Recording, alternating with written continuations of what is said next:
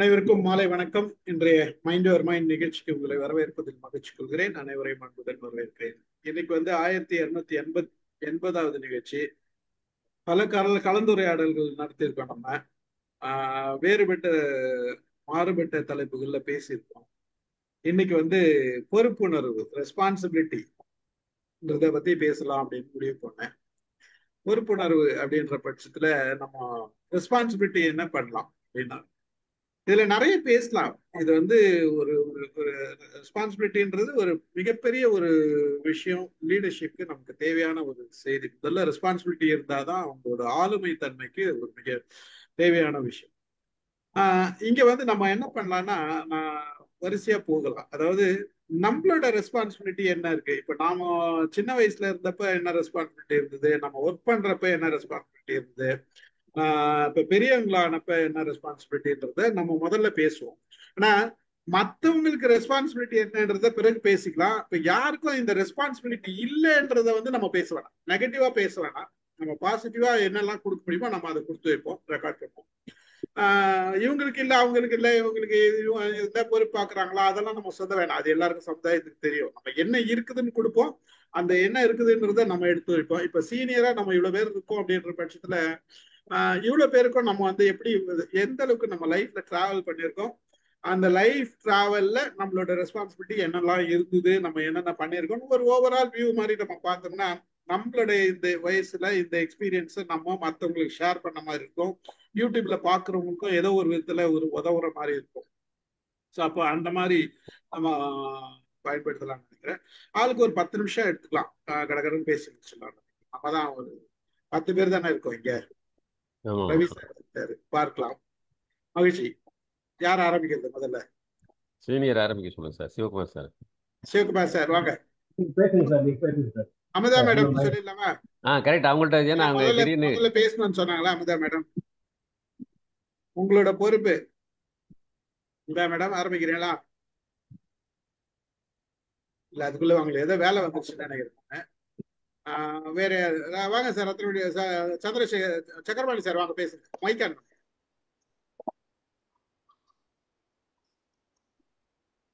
அனைவருக்கும் வணக்கம், வாய்ப்புக்கு நன்றி. இப்போ ஜஸ்ட் ஒரு நிமிஷத்துக்கு முன்னாடி நடந்த நிகழ்ச்சியை பார்த்தீங்கன்னா எனக்கு ஒரு பொறுப்பு இருக்குது. என்னன்னு கேட்டா, வீட்டில சுத்தப்படுத்தணும், கொள்ளணும். இது ஒரு குடும்பத்துல எனக்குள்ள பொறுப்பு.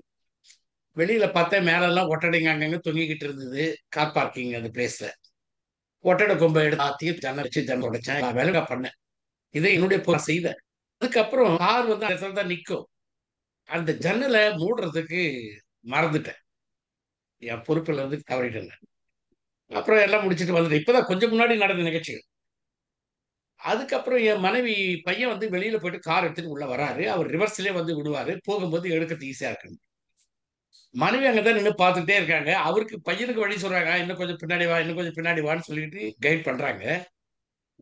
அவங்க இந்த ஜன்னல் திறந்துக்கிறத இவங்க கவனிக்க தவறிட்டாங்க. சன்னு என்ன சொல்றாரு, நான் வண்டியை பொசிஷன் பண்றதுதான் பார்ப்பேனே தவிர ஜன்னல் திறந்துக்குதா முடிக்குதான்னு நான் பார்க்க மாட்டேன். நார்மலா முடிதானே இருந்தது, அதையும் திறந்து வச்சுங்க.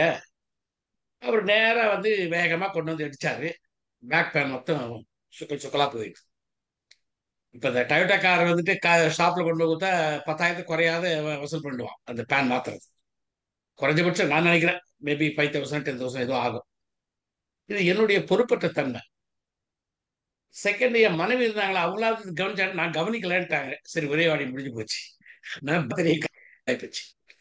இதே மாதிரி வீட்டுல நடக்கக்கூடிய ஒவ்வொரு என்னுடைய பொறுப்புல இருந்து நான் நிறைய தடவை தவறி இருக்கிறேன்.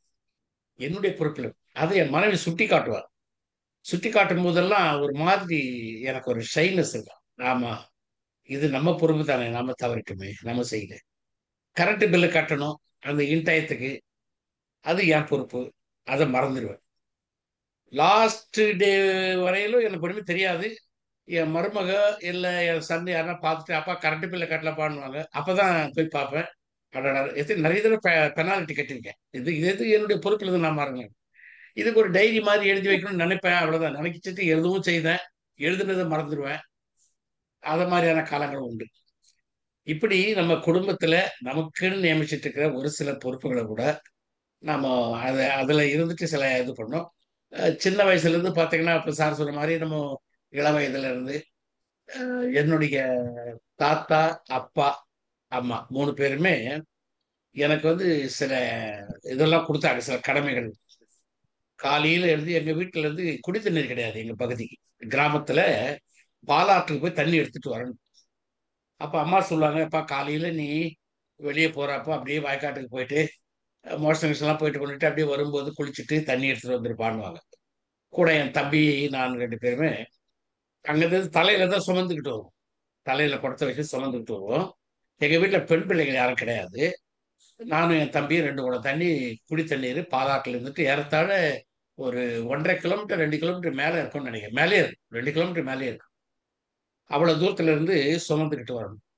அப்ப அந்த சின்ன வயசுல இந்த பொறுப்பை விட்டுட்டாங்க. நீங்க தான் செய்யணும், நம்ம வீட்டுல வேற ஆள் கிடையாது, குடி தண்ணீர் வீட்டுக்கு வேணும் அவசியம், பாத்துக்கலான்ட்டு அப்படின்ற அந்த பொறுப்புகளை சொல்லி கொடுக்கறது தாத்தா, அப்பா எல்லாம் சொல்லி கொடுத்ததுனால இந்த பழக்கங்கள் உருவாச்சு. இப்ப எதுக்கு எடுத்தாலும் இது நம்முடைய பொறுப்பு, நாம தான் செய்யணும் அப்படின்ற அந்த எண்ணங்கள் அப்படியே உருவாயிட்டு வந்தது.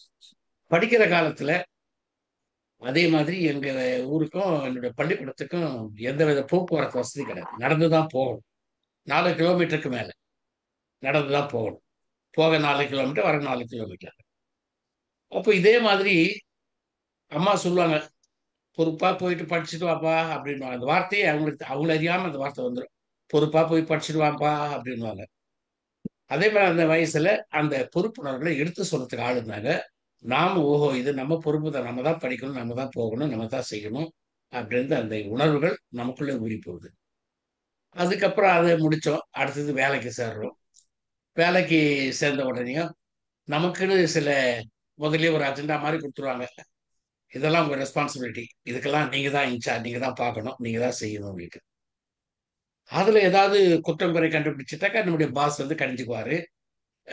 அந்த தன்மைகள்லாம் இருந்தது. அப்போ ஒவ்வொன்றுக்கும் ஐயோ பாஸ் என்ன சொல்லணும்னு தெரியலையே, ஐயோ நான் அப்படி போட்டிருக்கேன், இது இப்படி தவறியாச்சே அப்படியாச்சுன்னு அந்த பய உணர்வோட அந்த பொறுப்பை நிறைவேற்றக்கூடிய அந்த கடமையில நாம இது. அடுத்தது பிள்ளைகளுக்கு வளர்றாங்க, கல்யாணம் ஆயிட்டு பிள்ளைகள் வளர்றாங்க, பிள்ளைகளுக்கு கல்யாணம் காட்சி பண்ண பார்த்து அப்ப அந்த பொறுப்புணர்வு நமக்கு வருது. பிள்ளைங்களுக்கு ஒரு நல்ல பொண்ணு பார்க்கணும், அதுங்களுக்கு ஒரு குடித்தனத்தை உருவாக்கணும், அதுங்களுக்குன்னு இருப்பிட வசதி நம்ம இடத்துலயே ஒரு தனி அறை கட்டி கொடுக்கணும், அது பண்ணணும்.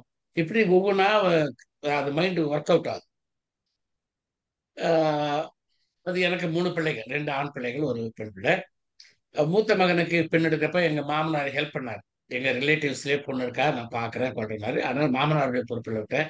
மாமனார் பொறுப்பா அது ஒரு பொண்ணை பார்த்து கட்டினாரு, கட்டியாச்சு. செகண்ட் சன் வந்து சொன்னாரு, அப்பா நான் ஒரு பொண்ணை விரும்புறப்ப எனக்கு அந்த பொண்ணு தான்ப்பா கட்டி வைக்கணும்னாரு. சரி ஓகே, என்னுடைய பாடம் குறைஞ்சு போச்சு. அடுத்தது பெண்ணுக்கு வர பார்த்து எங்க மனைவி சொல்றாங்க, நல்ல பையனா பாருங்க, நல்ல பையனா பாருங்கன்னுட்டு.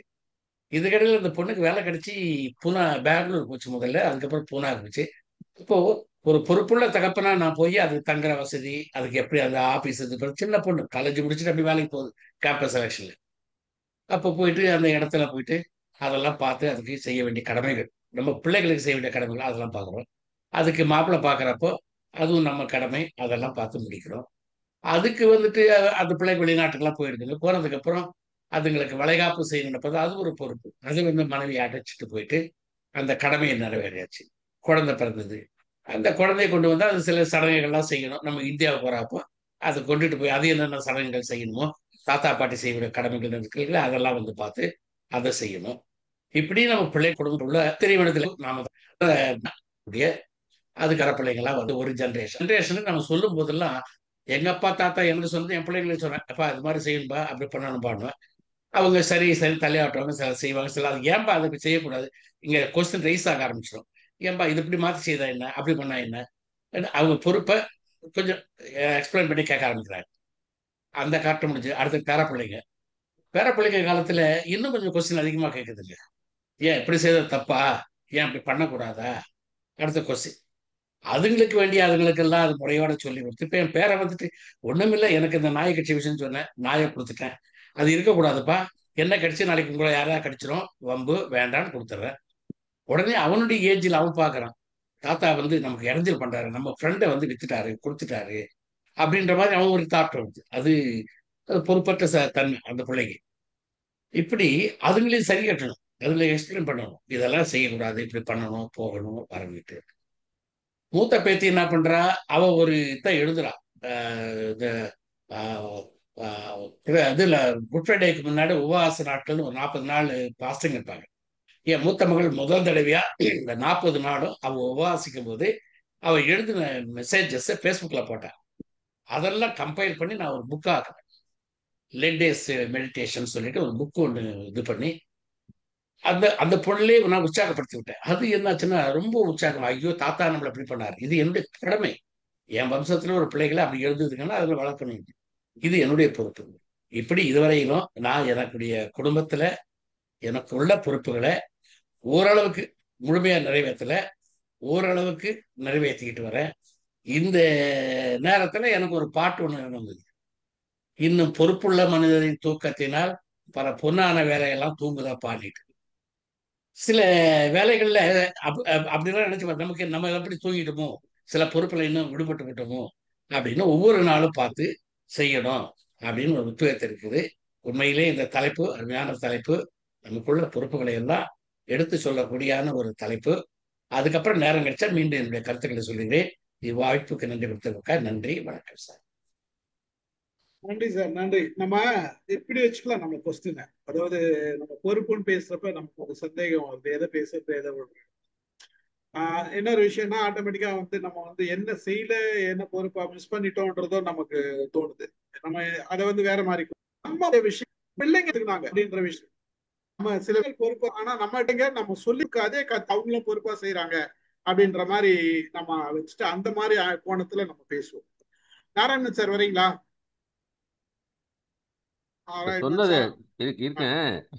இப்ப நீங்க சொன்னதை நான் கடைசியா சொன்னதை கேட்கல. என்ன சொன்னீங்க சார்?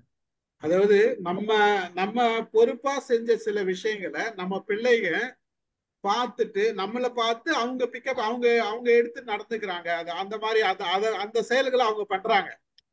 ம். பல செயல்கள் நம்ம பொறுப்பா செஞ்சிருப்போம், அது நம்ம சொல்லி கொடுக்காதே அவங்களுக்கு பாஸ் ஆயிருக்குதுன்ற விஷயத்த நான் சொன்னேன். நான் அப்படி இந்த சரி சரி கோணத்துல சரி. நம்ம பேசலாமே அப்படின்னு தோணுச்சு. ஏன்னா நம்ம பொறுப்புன்னு சொன்னோம்னா நம்ம என்ன பேசுது என்ன இது பண்றோன்றது மாறி போகுது இல்லையா. கொஞ்சம் சில நேரத்துல பொறுப்பற்ற தன்மையை பத்தி பேசுறோம் இல்லையா. அந்த ம். மாதிரி இல்லாத நம்ம செஞ்ச சில விஷயங்கள் நம்ம பிள்ளைங்க பார்த்து பண்ணி வந்திருக்காங்க, இல்ல நண்பர்கள் பார்த்து கத்துக்கிட்டாங்க, அந்த மாதிரி பேசுறப்ப இன்னும் கொஞ்சம் அந்த வேற மாதிரி வரும்னு தோணுச்சு. அப்படி பேசுவோம். அதாவது சார் ஒரு கிளா ம் இது நீங்க சொல்றது வாஸ்தவம். இப்ப எனக்கு இன்டர்நெட் ஒரு மாதிரி இருக்கு, எதுவும் நான் பேசுறேன் நான். ரவி சார் எதுவும் சொல்ல வரீங்க? இல்ல, கடமை வந்து அது பொறுப்புணர்வுல வருமா? கடமை, கடமைன்றது இப்போ நம்ம நம்ம பசங்களுக்கு பொறுப்பா செய்யறதெல்லாம் அது கடமை. பொறுப்பா எடுத்துக்கலாம். கடமைன்றது பொறுப்பாவே எடுத்துக்கலாம். சில நேரங்கள்ல அது அது பிள்ளைங்க பார்த்து செய்வாங்களான்றது தெரியாது. இல்ல இல்ல, நம்ம பிள்ளைங்களுக்கு செய்யறது தான் சொல்றேன்.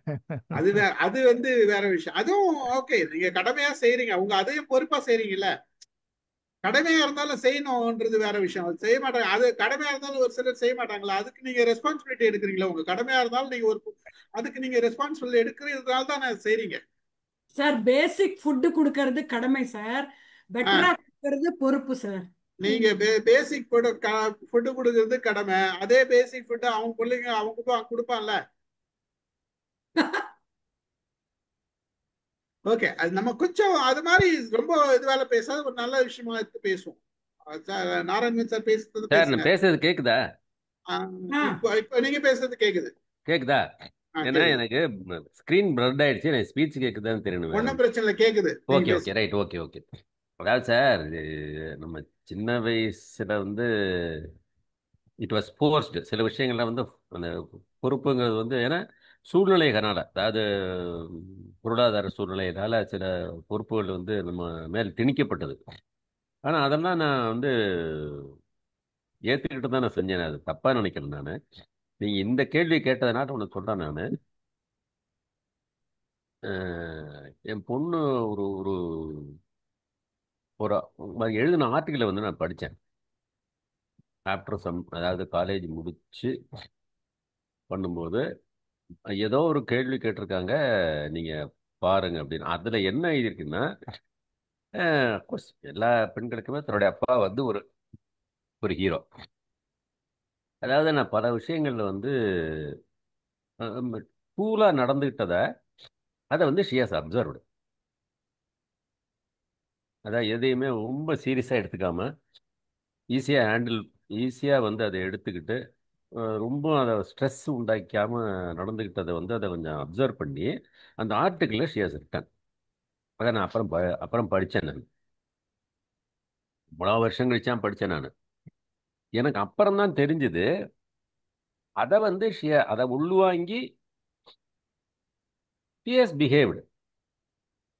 இது வந்து அப்படிங்கிறது அது வந்து அது வந்து எனக்கு நல்லா இருந்தது அது. ஆனால் வந்து என்கிட்ட சொல்லலை, அதை என்கிட்ட சொல்லலை. ஓகே. ஸோ அந்த மாதிரி ஒரு விஷயம் வந்து நடந்தது. பட் ஜென்ரலாகவே நான் வந்து அஹ், தட்டி கழிக்கிற ஆள் கிடையாது நான் சாதாரணமாக. யாரும் வேற என்ன செஞ்சிட்டு இருக்கோம் நம்ம.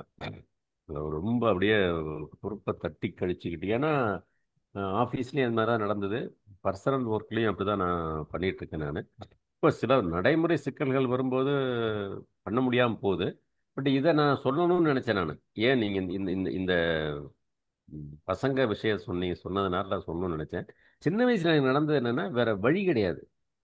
அதாவது பொருளாதார சூழ்நிலை காரணமாக சில விஷயங்கள் நம்ம வந்து செஞ்சே ஆகணுங்கிற மாதிரி சூழ்நிலை வந்தது. இப்போ ஃபார் எக்ஸாம்பிள் பார்த்தீங்கன்னா, நான் வந்து ஒரு கிட்டத்தட்ட ஒரு வருஷத்துக்கு மேலே டெய்லி 2 கிலோமீட்டர் நடந்து காவிரியில் போய் குளிச்சுட்டு வந்தேன். அது காவிரியில் குளிக்கணும்னு குளிக்கல, வீட்டில் குளிக்க முடியாது அந்த மாதிரி சூழ்நிலை என்ன. பட் எனக்கு அந்த ரெஸ்பான்சிபிலிட்டி இருந்தது, வேற வழி கிடையாது, போய் தான் ஆகணும். போய் ஆகணும். இப்போ நானும் எங்கள் அப்பாவும் போவோம், குளிப்போம், துணி துவைச்சிட்டு வந்து, நான் ஸ்கூல் படிக்கிற நேரம் அது, தெளிங்க போட் 10th ஸ்டாண்டர்ட் அது. ஆனால் அப்போ வந்து நான் பொறுப்பாக நினச்சிக்கிட்டு செஞ்சேனான்னு தெரியல, ஆனால் செஞ்சேன். இப்போ நினைக்கும் போது நம்ம அதை செஞ்சுருக்கோம், எந்த விதமான ஒரு இன்ஹிபிஷன் இல்லாமல் அதை ஏற்றுக்கிட்டு போய் செஞ்சுருக்கோம். அந்த மாதிரி விஷயங்கள் நான், அதாவது அந்த கான்ஷியஸ்னஸ் இல்லாமையே சில விஷயங்கள் பொறுப்பாக நடந்திருக்கு. இப்போ நம்ம செய்யறது கான்ஷியஸாக செய்கிறோம். நம்ம இப்போ ஒரு விஷயம் செய்கிறோம் அப்படின்னா, இப்போ நீங்கள் ஒரு மாதம் இல்லை இந்த மைண்ட் எடுத்துக்கணும் அப்படின்னா அது கான்ஷியஸாக செஞ்சது. அப்போல்லாம் வந்து கான்ஷியஸ்னஸ் இல்லாமையே சில நேரங்களில் வந்து ஃபோர்ஸ் பண்ணி அந்த ரெஸ்பான்சிபிலிட்டி நம்ம எடுத்துகிட்டு இருக்கோம். அது இப்போ நினைக்கும் போது நமக்கு கொஞ்சம் பெருமையாக தான் இருக்கு. நம்ம வந்து இல்லை, அது வந்து I am really happy about that. Okay. அதனால் வந்து கோர்ஸ் இதில் நிறைய பேசலாம். இப்போ நான் வந்து எனக்கு அழைப்பு வந்துருச்சு, நல்ல வேளை என்னை கூப்பிட்டதுக்கு நன்றி, வாய்ப்புக்கு நன்றி. நான் திரும்பி வந்து டைம் இருந்ததுன்னா நான் கலந்துக்கிறேன் நான். இப்போ வந்து மகிழ்ச்சி. Thank you thank you sir. இல்ல இல்ல, மற்றவங்க நான் அதை யோசித்து தான் உங்களை கூப்பிட்டுட்டேன். அதான் அதான் அதான் இந்த அதான். சூழ்நிலை நமக்கு தெரியும், ஆமாம் அதனாலதான் ஆமாம். உங்களை கூப்பிட்டேன். நான் வேற ஒன்றும் இல்லை விஷயம். சரி சரி சரி சரி சரி சார், நான் கிளம்புறேன், நான் டைம் இல்லை. Right, okay sir, okay. Okay okay, thank you ஆர் தேங்க்யூ ஆர். Thank you Stephen sir sorry. Sir Stephen sir இப்போ பொறுப்புணர்வோட உங்களை இப்போ கூப்பிட்டுருக்காரு. ஆமாம் ஆமாம், அண்டவுட்லி. தேங்க்யூ தேங்க்யூ தேங்க்யூ, கிளம்புறேன். தேங்க்யூ ஆர். Okay okay sir. வாங்க கோபால் ரத்னன் சார் பேசுங்க.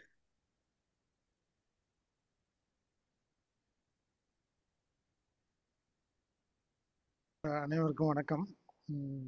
ரெஸ்பான்சிபிலிட்டி அப்படின்னு பேசும்போது நம்ம ரெண்டு பக்கமும் பார்க்க வேண்டியது இருக்கு. பொறுப்பு இருக்கு, பொறுப்பு துறப்பது அப்படின்ற ரெண்டு விஷயத்துலையும் நாம ஆக்ட் பண்ணுறோம். ஏன்னா எல்லா நேரத்துலையும் பொறுப்போடும் நடந்துக்க முடியாது, எல்லா நேரத்துலையும் பொறுப்பு இன்மையாகவும் நடந்துக்க முடியாதுன்றது என்னுடைய கருத்து. ஸோ ஜென்ரலாக இந்த குழந்தை பருவம் அப்படின்னு பார்க்கும்போது பிள்ளைகளுக்கு ஆண் பெண் அந்த நிலையில் பெண்களுக்கு சிறு வயதில் நிறைய பொறுப்பு இருக்குது பெண் பிள்ளைகளுக்கு. அதனால தான் அவங்க ஸ்டடீஸில் கூட நிறைய அச்சீவ்மெண்ட் பண்ணுறாங்க. ஸோ அதே மாதிரி வேலைகள் அப்படின்னு பார்க்கும்போது ஆண் பிள்ளைகளுக்கு அதிகமாக ரெஸ்பான்சிபிலிட்டி அந்த காலகட்டங்களில் வந்துடுது. ஸோ இது வந்து நம்மளுடைய சிஸ்டம். அதே மாதிரி திருமணம் அப்படின்னு திருமணம் அந்த ஸ்டேஜை தாண்டும் போது பொறுப்பு வந்து இருவருக்குமே இருக்கிறது அப்படின்னு தான் அர்த்தம். ஸோ தற்போது வந்து அந்த சூழ்நிலைகளை நாம் பார்த்துட்டு இருக்கோம். ஸோ ஜென்ரலாக பார்க்கும்போது இந்த இந்த பொறுப்பு அப்படின்னு வரும்போது பங்க்சுவாலிட்டி ரொம்ப முக்கியமாக பேசப்படுகிறது. பங்க்சுவாலிட்டி வந்து அந்த நேரம் தவறாமை அப்படின்றது பள்ளிகளில் என்சிசிலையும் நம்ம இப்போ ஆர்மியிலெல்லாம் பார்க்குறோம். சரியான நேரத்தில் அவங்க திட்டமிட்டு செயல்றதால தான் அந்த அச்சீவ்மெண்ட் பண்ண முடியுது. அதே மாதிரி ராக்கெட் சயின்ஸ் எல்லாம் பார்க்கும்போது அந்த குறிப்பிட்ட துல்லியமான நேரத்தில் அவங்க அச்சீவ்மெண்ட் பண்ணுறாங்க. ஸோ அந்த பொறுப்பு இருக்கிறது வந்து பங்க்சுவாலிட்டி அது ஒரு பேஸாக நினைக்கிறேன் நான். அதே மாதிரி ரோட் ரூல்ஸ் அப்படிலாம் பார்க்கும்போது டிரைவிங் வந்து ரொம்ப முக்கியமான ஒரு ஸ்கில். ஒபே தி லாஸ் அப்படின்றது மிக மிக முக்கியமான ஒன்று. அந்த பொறுப்போட அந்த லாவை மதிக்கிறதால தான் வந்து ஆக்சிடென்ட்ஸை நம்ம அவாய்ட் பண்ணலான்றது என்னுடைய கருத்து. அதே மாதிரி பேயிங் டேக்ஸ் ஒரு நாட்டுக்கு நம்முடைய வருமானத்தில் பே பண்ணோம்னா அது ஒரு மிக முக்கியமான ரெஸ்பான்சிபிலிட்டியாக கருதப்படுகிறது. நிறைய பேர் அது வந்து எப்படி பைபாஸ் பண்ணலாம்னு பார்க்குறாங்க, சீட்டிங்கும் பண்ணுறாங்க, அந்த மாதிரியும் நடக்குது. ஸோ பேசிக் சிக்ஸ் சென்ஸ் அப்படின்னு பார்க்கணும்னா குப்பை கொட்டுதல். சார் கொஞ்சம் ஒரு நிமிஷம், நான் ஓகே ஓகே ஓகே ஏதோ அலாரம் அடிக்குது. அதுதான்.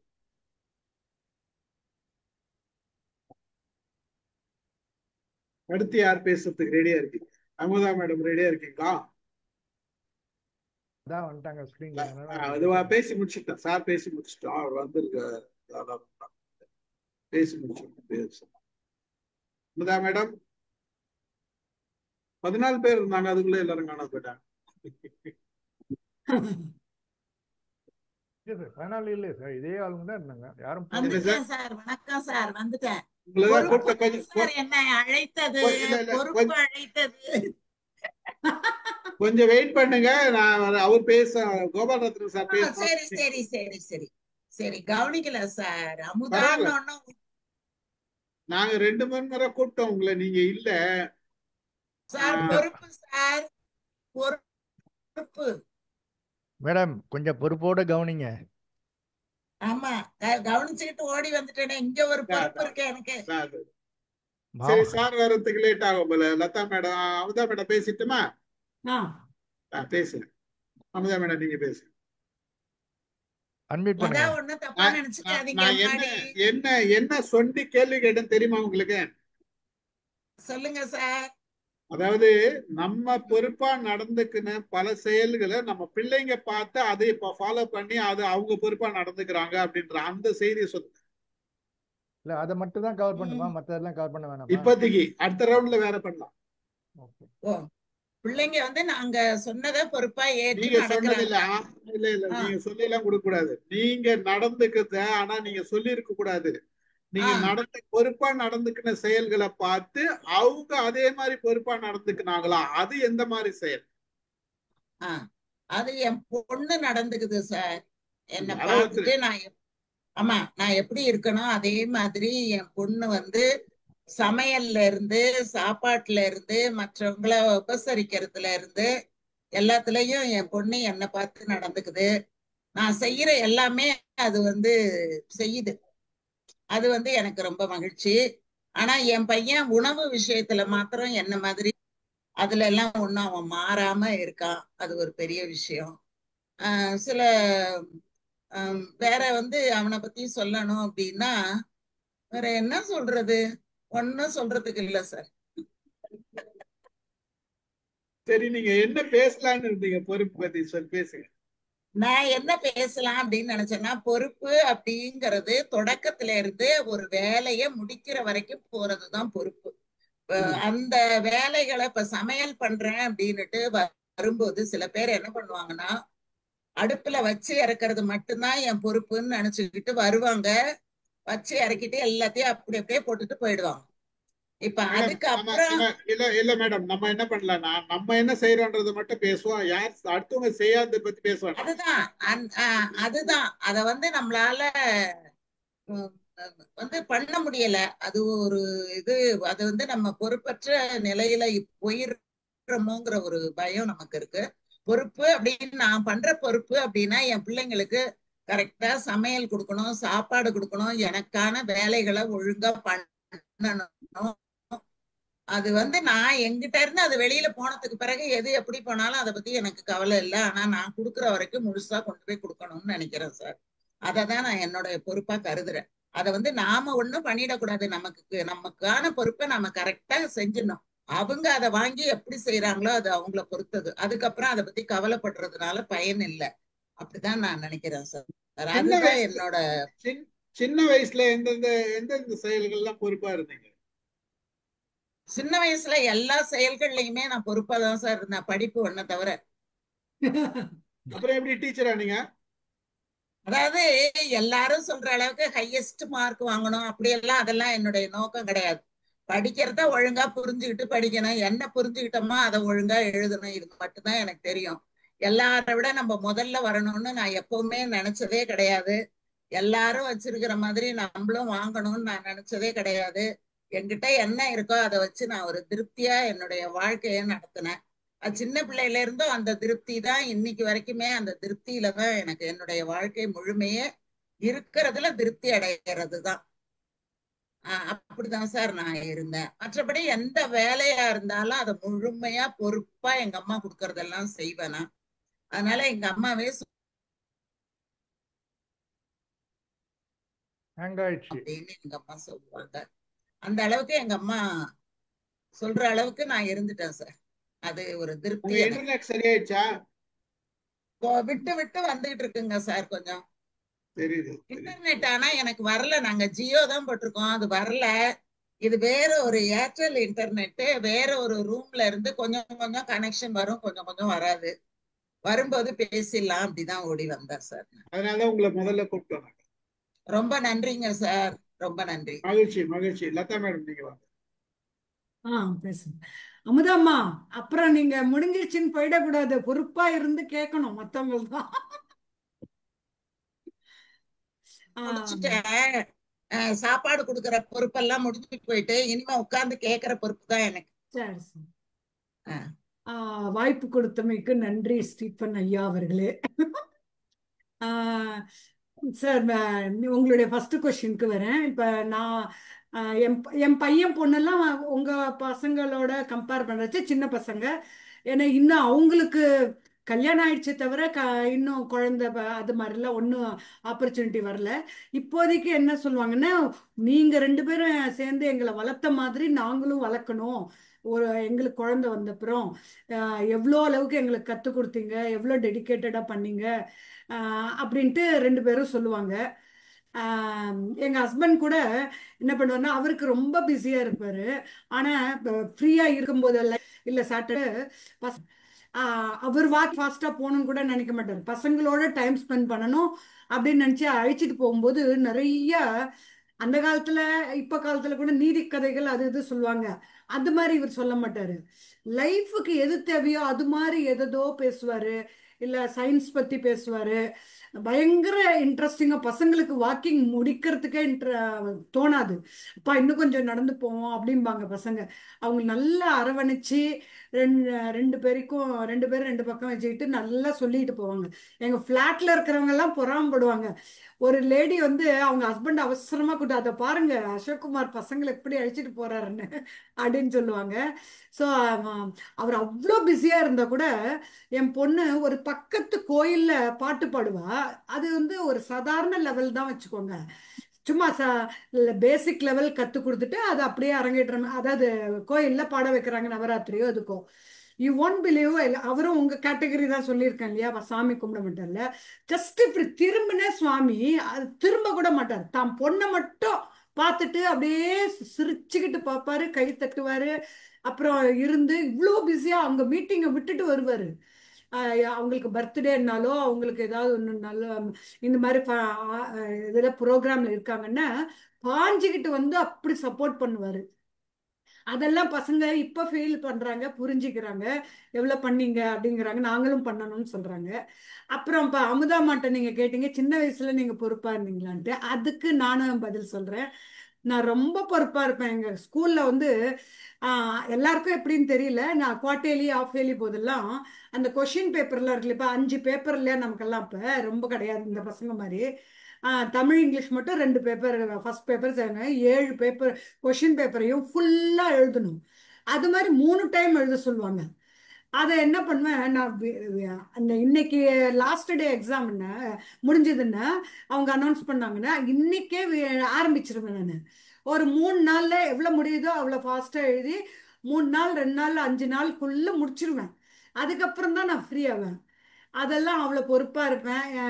மிஸ்டேக் ஏதாவது ஆனதுன்னா திரும்ப கரெக்டாக இது பண்ணி பண்ணுவேன். அது மாதிரிலாம் எல்லாம் பொறுப்பாக இருந்திருக்கேன் சார். அப்புறம் ஹோம்ஒர்க் எல்லாம் கொடுத்தாங்கன்னா காலேஜ் கரெக்டா காலேஜ் பண்ணிடுவேன். காலேஜ்ல லெக்சர் அடிக்கும் போது என்ன சார்? காலேஜ்ல லெக்சர் அடிக்கும் போது லெக்சர் அடிக்கும் போதுன்னா நீங்க கலீக்ஸோட சொல்றீங்களா ஸ்டூடெண்ட்ஸ் முன்னாடி? உங்க காலேஜ் அதான் சார், கலீக்ஸோடவா ஸ்டூடெண்ட்ஸ் முன்னாடி? ஸ்டூடெண்டோட. ஸ்டூடெண்ட்ஸோடனா நான் பொறுப்பா இருப்பேன். ஃபார் எக்ஸாம்பிள், ஒரு ஸ்டூடெண்ட் ஏதாவது ஒரு கொஸ்டின் கேட்கணும், முடிஞ்ச அளவுக்கு நாங்கள் பயங்கரமா ப்ரிப்பேர் பண்ணிட்டு போவோம், ஆன்சர் பண்ணிடுவோம். சம்டைம்ஸ் நிச்சயமா பண்ண முடியாத மாதிரி வரும் காலேஜ் லெவலுக்கு. அப்ப I will tell you tomorrow இந்த நெக்ஸ்ட் கிளாஸ் அப்படிமே, ஏன்னா மறுநாள் கிளாஸ் இல்லாம கூட போகலாம். அதனால ரொம்ப கேர்ஃபுல்லா ஒரு ஒரு வேர்டும் யூஸ் பண்ணுவேன். ஐ வில் டெல் யூ இந்த நெக்ஸ்ட் கிளாஸ் அப்படிம்பேன். அது மாதிரி போன அன்னைக்கு அது ரெடி பண்ணி நான் வச்சுப்பேன். நெக்ஸ்ட் கிளாஸ்ல அவளுக்கு கண்டிப்பா சொல்லிடுவேன். ஒருவேளை ஸ்டாஃப் ரூம்க்கு வரும்போது அந்த பொண்ணு மீட் பண்ணா கூட எனக்கு தாங்காது, அவளை கூப்பிட்டு வச்சு ஃப்ரீயா இருந்தான்னா, ஏன்னா அடுத்தடுத்த கிளாஸ் இருக்கும் இல்லையா, ஃப்ரீயா இருந்தான்னா நான் சொல்லிடுவேன். அதர்வைஸ் கிளாஸ் ரூம்ல சொல்றது ப்ரிஃபர் பண்ணுவேன், ஏன்னா அதர்ஸ் ஆல்சோ வில் நோ அந்த பொண்ணு கேட்டது அப்படின்ட்டு. நான் அது ரொம்ப ஸ்ட்ரிக்டா அதுல இருப்பேன். ஓகே, மகிழ்ச்சி. ரவி சார். நான் அப்புறம் பேசுறேன். நீங்க அப்புறம் பேசுறீங்களா? சிவகுமார் சார் வணக்கம் சார். பேசுறீங்க. வணக்கம் சார். வணக்கம். இந்த அதிகாரமும் பொறுப்பும் ஒவ்வொரு வயசு அதிகாரம் வர்றப்போ பொறுப்பு அதிகமாகுது. அது ஒவ்வொரு காலத்துக்கும் ஒவ்வொரு ஏஜ் குரூப்புக்கும் மாறுது. அப்படின்னு குழந்தையா இருந்தது கல்லூரி படிக்கிற வரைக்கும் எனக்கு எந்த பொறுப்பு இருந்தது, எனக்கு அதிகாரம். வேலைக்கு போய் வயசுல இருந்த காலத்துல எனக்கு எந்த பொறுப்பும் இல்லை, எந்த அதிகாரம் இல்லை. குடும்பம் வந்ததுக்கு அப்புறம் தான் கொஞ்சம் பொறுப்பு வந்தது. அதிகாரத்துல வேலைக்கு சேர்ந்ததுக்கு அப்புறம் ஒரு சூப்பரண்டர் லெவல்ல வரைக்கும் எனக்கு பொறுப்பு அதிகாரம் இருந்தது, ஆனா பொறுப்பு அதிகமா இருக்கு. அதிகாரம் மேல் லெவலுக்கு போறப்பதான், பச்சையத்துல கையெழுத்து போடுறப்பதான் என்னோட அதிகாரத்தை உணர்ந்த ஒரு கடுமையான ஒரு நிர்வாகியா இருக்காரு. அதாவது டிசிப்ளின். நேரத்துக்கு வரணும், நேரத்துக்கு முடிஞ்சுட்டு தான் வரணும். நோ அரட்டை, நோ டீ டைம், அந்த சரியா இருக்காது. 10 ஃபைல் இன்னைக்கு வரணும், கொடுத்த 5 டார்கெட் முடிக்கணும்னா முடிக்கலாம். இல்லைனாக்கா கடுமையாக all my career I was a disciplined officer. அதனாலேயே எனக்கு ரொம்ப பேர் பிடிக்காது. குடும்பத்துல அப்படிதான் இருந்தேன். காலைல வயசு 4 மணிக்கு இருந்து ஆல் இண்டியா ரேடியோ நியூஸ் ஆரம்பிக்கிறப்போ வேலைக்கு போனாங்கன்னா, evening all India radio Tamil news ஆரம்பிக்கிறப்ப வீட்டுக்கு வருவோம். 4ல இருந்து 6 மணிக்கு அவங்க சமையல் பண்ணுறது. அதுக்கப்புறம் குழந்தைங்க நாங்கள் ரொம்ப கடுமையா இருந்தது. சீக்கிரம் குளிக்கணும், ட்ரெஸ் பண்ணணும், 3 பேரையும் நான் பேக் பண்ணி அனுப்புறப்போ கொஞ்சம் கடுமையா தான் இருந்திருக்குன்னு தோணுது குடும்பத்துல. அதனால அந்த குழந்தைகள் அந்த பொறுப்போடு இருக்கிறாங்க. இங்கே போறப்போ ஆகட்டும், வெளியே போறப்போ டிசிப்ளின் மெயின்டைன் பண்ணலாம். வெளியே போறதுக்கு டைம் லிமிட் வச்சுக்கிறாங்க, ஆஃபீஸ் போறப்போ அவங்க டைம் லிமிட் வச்சுக்கிறாங்க. அதெல்லாம் எங்கிட்ட கருத்து போறோம். ஈவன் நம்ம சாப்பிடுறப்ப கூட வீட்டுக்குள்ளே அதில் எவ்ரிபடி. அம்மாவுக்கு சமையல் பண்றதா வேலை. அதுக்கப்புறம் ஓவர் டைம் எல்லாம் கீழே உட்காந்து சாப்பிடணும். ஒருத்தர் கொண்டு வரணும், ஒருத்தர் தட்டு கொண்டு வரணும், ஒருத்தர் கரண்டி கொண்டு வரணும், ஒரு தண்ணி கொண்டு வரணும், எல்லாம் மூடிக்கணும். சாப்பிட்ட பிறகு ஒருத்தர் எடுத்து போடணும், ஒருத்தர் எடுத்து கழுவணும், ஒருத்தர் எடுத்து. இது ஆல்மோஸ்ட் சில்டர் மேரேஜ் லைஃப் நம்ம மெயின்டைன் பண்ணிட்டு. இப்போ வீட்டுல இருக்க பையனுக்கு நான் கொடுத்த அந்த டாஸ்க், சின்ன வயசுல கொடுத்த டாஸ்க், நைட்ல வீட்டை கேட்டை பூட்டிட்டு சாவி மாட்டுறது ஒரு வேலை. அப்பா மாட்டிட்டு அங்க இருப்பாங்க, இல்ல அண்ணன் மாட்டிருப்பான், தங்கச்சி மாட்டிருப்பாங்கன்ற வேலை. கடைசியா படுக்கிறப்போ வீட்டை பூட்டி சாவி கொண்டு வந்து உள்ள எங்க வைக்கணும் வைக்கணும். 2 கேட்டு பூட்டணும்னா 2 கேட்டுக்கு பூட்டணும். வீட்டை சுத்தி இருக்க மெயின் ரோட் கேட்டு, படிக்கட்டு ஏறி வர்றப்போ நம்ம கேட்டு, அதுக்கப்புறம் ஒரு 3 கேட்டு ஒரு வச்சு சாவி அவங்கள்ட்ட கொடுத்து அவன் கூட்டிட்டு வேலை இன்னைக்கா மெயின்டைன் பண்ணும். அதே போல அவனுக்கு கொடுத்த டாஸ்க், காலைல எழுந்து சம்பு போட்டு விட்டணும், சம்பு மோட்டர் ஏற்றி விட்டணும். ஃபில்லப் ஆனதுதான் அதை இறங்கும். மறுபடியும் ஈவினிங் மறுபடியும் செக்அப் பண்ணணும். மறுபடியும் சம்பு தண்ணி 3 டேங்க். பைனான்ஸுக்கு ஒரு 4 பேர் இருக்காங்க, நமக்கு தண்ணி நிறைய இருக்கு. தண்ணி 10 ரூபா குறையே இருக்கக்கூடாது. அது மாதிரி அந்த டாஸ்க்கு நான் சின்ன வயசுல ஃபிக்ஸ் பண்ணது இன்னைக்கு வரைக்கும் அவன் ஃபாலோ பண்ணிட்டு வரான். என் வயசு ஆக்சுவலி அவங்க சமையல் பண்றதே வேலை. அதுக்கப்புறம் அவங்களுக்கு ஓவர் டேக் போதும், அவங்க அளவுக்கு அவங்க அதிகமாக செய்யறாங்க. அது அவங்களே பரிமாறணும், அவங்களே கொண்டு வந்து வைக்கணும், அவங்களே சாமான எடுத்து போடணும், அவங்களே செய்யணும், எல்லாம் கொடுக்கறதே இல்லை. நாங்க பகிர்ந்திருக்கிறோம். as a responsible officer ஆகும், as a responsible family head ஆகும், I maintain some discipline, also authority. Thank you, sir. Thank you, sir. Thank you sir, thank you. நல்ல விஷயம் சொன்னீங்க. எத்திக்ஸ் வந்து ஒரு நம்மளோட ரெஸ்பான்சிபிலிட்டி தான். யார் ஸ்ரீதர் சார் பேசுறீங்களா, ரவி சார் பேசுறீங்க? ஸ்ரீஜா சார் பேசுறேன் சார், பெரியவங்க எல்லாம் பேசுறோம். அன்னைக்கு கொஞ்சம் லேட்டா தான் போவேன். வணக்கம். ரவி சார், இப்ப நான் கொஞ்ச நேரம் முன்னால் நானும் பேசினேன், பெரியவங்க எல்லாம் பேசணும் சொன்னீங்க. ஆமா, நீங்களும் பெரியவங்க தானே. இல்ல, பேரம்பேட்டி அதுக்குதான் நான் அது மனக்கட்டு சொல்றேன். ஓகே இல்ல, பேரம்பேட்டி எடுக்க சார் போறீங்க. சார் வணக்கம் சொல்லிட்டாரு, ஆரம்பிச்சிட்டாரு. அப்புறம் உங்க 2 பேரும் ஏஜ் விஷயத்தை அப்புறம் பேசி முடிவு பண்ணிக்கலாம். வாங்க சார். ரெஸ்பான்சிபிலிட்டிங்கிறது வந்து இட் நெவர் எண்ட்ஸ். ஆக்சுவலா it should not end also. எந்த ஏஜ்லையுமே சின்ன குழந்தைலேருந்து என்ன நீங்க பண்றீங்களோ கடைசி வரைக்குமே அந்த responsibility you should not give up. அது என்ன இன்டர்ஃபரன்ஸ் வந்தாலுமே you try to convince and see the best thing. அதுதான் என்னுடைய வாழ்க்கையில் நான் பண்ணிட்டு இருக்கிறேன். சின்னதுலன்னு பார்த்தோம்னா மற்ற எல்லாம் சொன்ன மாதிரி we are all not born with silver spoon or golden spoon. எல்லாமே வாழ்க்கையில் அடிபட்டு வந்தது தான். ஸோ அப்படி இருக்கிறப்ப என்ன ஆகுன்னா, நான் சின்ன குழந்தையா சின்ன பையனா இருக்கிறப்பவே வீட்டில் 4-5 பேர் இருந்தால் கூட ஐ டுக் மோர் ரெஸ்பான்சிபிலிட்டின்னு சொல்லலாம். ஏன்னா என்னுடைய father was struggling to do his job. So அதனால் அவர் சப்போர்ட் பண்ணுறதுக்கு வந்து நானே வந்து பர்சனலாக எடுத்துக்கிட்டேன். அவர் என்ன பண்ணுவார்னு பார்ப்பேன், நான் அதெல்லாம் பண்ணுவேன். ஸ்கூலில் படிக்கிறப்போ சரி, அவருடைய வேலையை அதெல்லாம் பண்ணுவேன். கடைக்கு போகிறது, பெட்ஷீட்ஸ் கொண்டு கொடுக்கறது, ப்ளஸ் வீட்டுக்கு என்ன தேவையோ பண்ணுறது. ஸோ அது மாதிரி ஒரு ரெஸ்பான்சிபிலிட்டி ஐ டேக்கன். காலேஜில் வந்தப்போ என்ன பண்ணணும்னா, you should not spend the money just like that. ஏன்னா இதெல்லாம் ஹார்ட் ஏர்ன்டு மணி கொடுக்கறது இல்லையா, அதனால் அதுவும் அந்த ரெஸ்பான்சிபிலிட்டியோட எடுத்து படிப்பு நல்லா படிச்சது. எப்போவுமே படிப்பில் வந்து first rank to second rank, காலேஜிலேருந்து ஸ்கூல்லேருந்து காலேஜ் வரைக்கும் இதுதான் எப்போவுமே என்னுடைய இது. மேக்ஸிமம் சில சமயம் தேர்ட் ரேங்க் அம்மா கிளாஸில் வரணும்பா. அவங்களுடைய கோல் கிளாஸில் ஃபஸ்ட்டு வந்துரு, கடைசியில் முடிக்கிறப்ப 3 டிகிரி 3 தொப்பி வாங்கணும்பாங்க. ஸோ அது பிரகாரமே பிஎஸ்சி, எம்எஸ்சி, பிஹெச்டி அது முடிச்சாச்சு. கிளாஸில் வந்து எப்பவுமே ஃபஸ்ட் செகண்டு. அது வர்றதுனால வந்து டீச்சரும் நிறைய ரெஸ்பான்சிபிலிட்டி கொடுப்பாங்க. கிளாஸில் லீடராக வச்சுக்குவாங்க, இதை கொஞ்சம் ஃபாலோ பண்ணுவாங்க. அவங்களும் எனக்கு சில சமயம் அடிஷ்னல் ஒர்க் கொடுப்பாங்க. ஸோ நம்ம வீட்டில் படிக்கிறத காட்டிலும் அந்த ஒர்க்கே கொஞ்சம் சில இதெல்லாம் பார்த்துக்கணும். அதனால சின்னதுலேருந்து எனக்கு வந்து ரெஸ்பான்சிபிலிட்டிங்கிறது வந்து ஒரு பிடிச்ச விஷயமா போயிடுச்சு. கடைசியில் படித்து காலேஜ் வேலைக்கு போகிறப்போ சரி, ரெஸ்பான்சிபிலிட்டி ரொம்பவே எடுத்துக்கணும். எடுத்து பண்ண வேண்டிய ப்ராப்பராக ரெஸ்பான்சிபிளாக பண்ணுறப்ப என்ன ஆகுது அப்படின்னம்னா, என்னுடைய ப்ரொமோஷன்லாம் ரொம்ப ஃபாஸ்ட்டாக வந்தது. அது அது அது பிகாஸ் ஆஃப் அதனால் ஒரு ஸ்டேஜில் என்ன ஆச்சுன்னா, நம்ம கூட இருக்கிறவங்க எல்லாம் பார்ப்பாங்க. அதாவது நான் ஒரு கம்பெனியில் வந்து ஜஸ்ட் ஜூனியர் கெமிஸ்டர் தான் ஜாயின் பண்ண அந்த காலத்தில். இருந்தாலும் ஃபஸ்ட்டு 1 இயர்லேயே வந்து the promoted to senior chemist. அதில் எம்டியே பார்த்துட்டு என்னடா இப்போ தான் வந்து அது இத்தனைக்கும் I spend 2 years in 1.5 years in college as assistant ப்ரொஃபஸராக இருந்தேன்.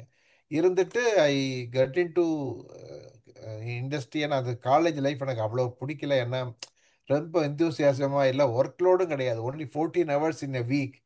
ஸோ அதனால் I find that I'm missing my responsibility feel பண்ண அப்போவே. So then I went to இண்டஸ்ட்ரியில் இருக்கிறப்பவும் on many occasions and every job every assignment எது எடுத்தாலுமே அதை ரெஸ்பான்சிபிளாக பண்ணுவேன். அப்போ என்ன ஆகுன்னா, கூட இருக்கிறவங்கெல்லாம் பார்த்து தே ஆல்சோ ட்ரை டு மடிவு. ஏன்னா ஒரு வேலை வந்து பண்ணுறப்ப உங்கள் நீங்கள் மட்டும் அச்சீவ் பண்ண முடியாது. இதெல்லாம் ஆக்சுவலாக இண்டஸ்ட்ரி வந்தீங்கன்னா டீம் ஒர்க் மாதிரி ஆயிரும். கடைசியில் நீங்கள் பண்ணினாலும் சில பேர்லாம் லேப் அட்டெண்டன்ட் ஹெல்ப் பண்ணணும், அவன் பாட்டுக்கு அந்த கண்டிஷன் சரியாக வராது. அது மாதிரி நிறைய பேர் வந்து நம்ம பண்ணுறதை பார்த்துட்டு they also involve in that. இது வந்து கடைசி வரைக்கும் இருந்தது. நான் ஈவன் ஆப்பிரிக்கா போனப்போ கூட இந்த மாதிரி ஒரு எம்டி ஆனப்போ கூட என்ன ஆகுதுன்னா, யாரையுமே நான் கத்தி பேச மாட்டேன். I never took any authority. அதுதான் என்னுடைய இது வீக் பாயிண்ட்டோ ஸ்ட்ராங் பாயிண்ட்டோ தெரியல. எப்போவுமே சோபர் தான், எப்போவுமே அமைதியாக தான் பேசுவேன். என்ன தப்பு பண்ணாலும் சரி ஓகே அப்படி சொல்லி அதுக்கு உண்டான என்ன அட்ரஸ் பண்ணான்னு கேட்பேன். அப்படி இருக்கப்ப என்னாச்சுன்னா எல்லா டீம் மெம்பர்ஸுமே எல்லா சேல்ஸ் மார்க்கெட்டிங் பிளாப்லா என்ன ஒரு எம்டிஆர் நிறைய ஃபீல்டு பண்ணுவீங்க இல்லையா, எல்லாமே பேசுகிறப்ப எல்லாத்தினுடைய கிரீவன்சஸ் நான் ஃபர்ஸ்ட் கேட்டுருவேன். நான் கேட்டுட்டு தென் ஒவ்வொரு ரெஸ்பான்ஸ் என்ன பண்ணா நல்லா இருக்கும் அப்படி என்னுடைய சஜஷன் சொல்றப்ப என்ன ஆகும்னா தென் என்னுடைய சஜஷன் ப்ளஸ் அவங்களுடைய ஓன் சஜஷன் போட்டு நாங்கள் ஸோ அதனால ரெஸ்பான்சிபிலிட்டிங்கிறது வந்து அதாவது மற்றவங்க ரியலைஸ் பண்ணி பண்ணக்கூடாது. நம்ம பண்ணுறது வந்து அவங்களுக்கு தெரியணும். ஓகே இந்த மாதிரி பண்ணுனா நம்ம நல்லது, அவங்களுக்கும் நல்லது, கம்பெனிக்கும் நல்லது, சிஸ்டத்துக்கும் நல்லதுன்னு பண்ணிட்டு போயிட்டு வச்சுங்களேன். ஸோ இது ஸ்கூல் படிக்கிறப்போ சரி, நீங்கள் சொன்ன மாதிரி குழந்தைகளெல்லாம் வளர்க்குறப்போ எல்லாத்துக்கும் நிறைய இந்த மாதிரி நான் அடிக்கடி சின்ன பண்ணுவோம். குழந்தை டூர்லாம் போயிட்டு வந்தேன்னா normally use to narrate what exactly happen. அது வந்து என்னோட கேட்பான். இப்போ கூட நிறைய போயிட்டு வந்தேன் அப்படி என்ன பண்ணுறது நடந்தது என்னது கேட்பாங்கன்னு வச்சுங்களேன். ஸோ அது அவங்களுக்கு என்னென்னா அது ஒரு மோட்டிவேஷன். அது அவனுடைய லைனில் வந்து அது மோட்டிவேஷனாக இருக்கும். அதே மாதிரி என் பொண்ணும் கேட்பான். ஸோ அதனால் அதை they will inculcate some of the good qualities. Not every thing is good but what they can adapt to their line அதை வந்து எடுத்துக்கிறாங்க. ஸோ இதுதான் போயிட்டுருக்குன்னு வச்சுங்களேன். பட் அதே சமயத்தில் வந்து ரொம்ப ரெஸ்பான்சிபிலிட்டியாக ரொம்ப பண்ணாலுமே you have some negative effect இருக்குது. அது I realised it in the later part of my life. ஏன்னா நம்ம நினச்சிக்கிட்டு இருக்கிறோம் ரொம்ப ஃபென்டாஸ்டிக்காக பண்ணிட்டோம் அப்படின்னம்னு, but it will hit you somewhere else. அது that is always the thing. எப்படி சொல்லுவாங்களே எவரி பாசிட்டிவ் நியூட்டன் லா மாதிரி எவரி பாசிட்டிவ்க்கு நெகட்டிவ் இருக்கிற மாதிரி. பட் ரொம்ப ரெஸ்பான்சிபிலிட்டியாக இருந்தாலுமே சில சமயம் சில சமயம் நெகட்டிவ் இது நம்மளை வந்து அடிப்படை வைக்கும். அப்போ வந்து அது of course that is already the chapter is over. அப்போ later you realise maybe too much பண்ணிட்டோமோ அப்படின்னு நினைக்க தோணும். அது வந்து I felt it many years before but that is a fact. So அதனால ப்ரோஸ் அண்ட் கான்ஸை வச்சுக்கிட்டு ரெஸ்பான்சிபிலிட்டி பண்ணுறது என்றைக்குமே நல்லது தான். ஸோ சில பேர் somebody call they call selfish அப்படிம்பாங்க. பட் செல்ஃபிஷாக இருக்கணும் கூட அவசியம் கிடையாது. பட் ப்ரோஸ் அண்ட் கான்ஸை வச்சுக்கிட்டு what is good what is bad அப்படின்ட்டு பண்ண யூ ஹேவ் ஓன் பவுண்டரி. அதை வச்சு பண்ணுறப்ப தான் it's still good. when you exceed your boundary என்ன ஆகும் அப்படின்னம்னா then you lose கான்சியஸோட பண்ணாலுமே you don't know what the negative impact is going to hit you. அது நம்ம மறந்துடுவோம். ஸோ அதனால வந்து ஒரு பவுண்டரியை வச்சுக்கிட்டு இருக்கணும். Some amount of selfishness also is very important இந்த ரெஸ்பான்சிபிலிட்டி இருக்கிறப்ப. ஸோ இதுதான் I would like to tell you. Nothing else. Thank you very much for that. Thank you sir. Thank you much. Senthilkumar sir வாங்க. ரவி சார் வாங்க. சார் முதல்ல நீங்கள் கேட்ட கேள்விக்கு பதில் சொல்லிடுறேன். அதாவது நம்மகிட்ட வந்து பசங்க என்ன கற்றுக்கிட்டாங்க அப்படின்னு சொல்லிட்டு ஜென்ரலாக நான் ஏதாவது ஒரு செய்யணும்னா என்னென்ன ஒரு ஃபங்க்ஷன்னா என்னென்ன ஐட்டம் போடணும்னு சொல்லிட்டு லிஸ்ட்டு பண்ணுவேன். ஸோ அதே மாதிரி அந்த இதை வந்து பசங்க இன்னும் பசங்க இல்லை பையன் இன்னும் ஃபாலோ பண்ணுறான்.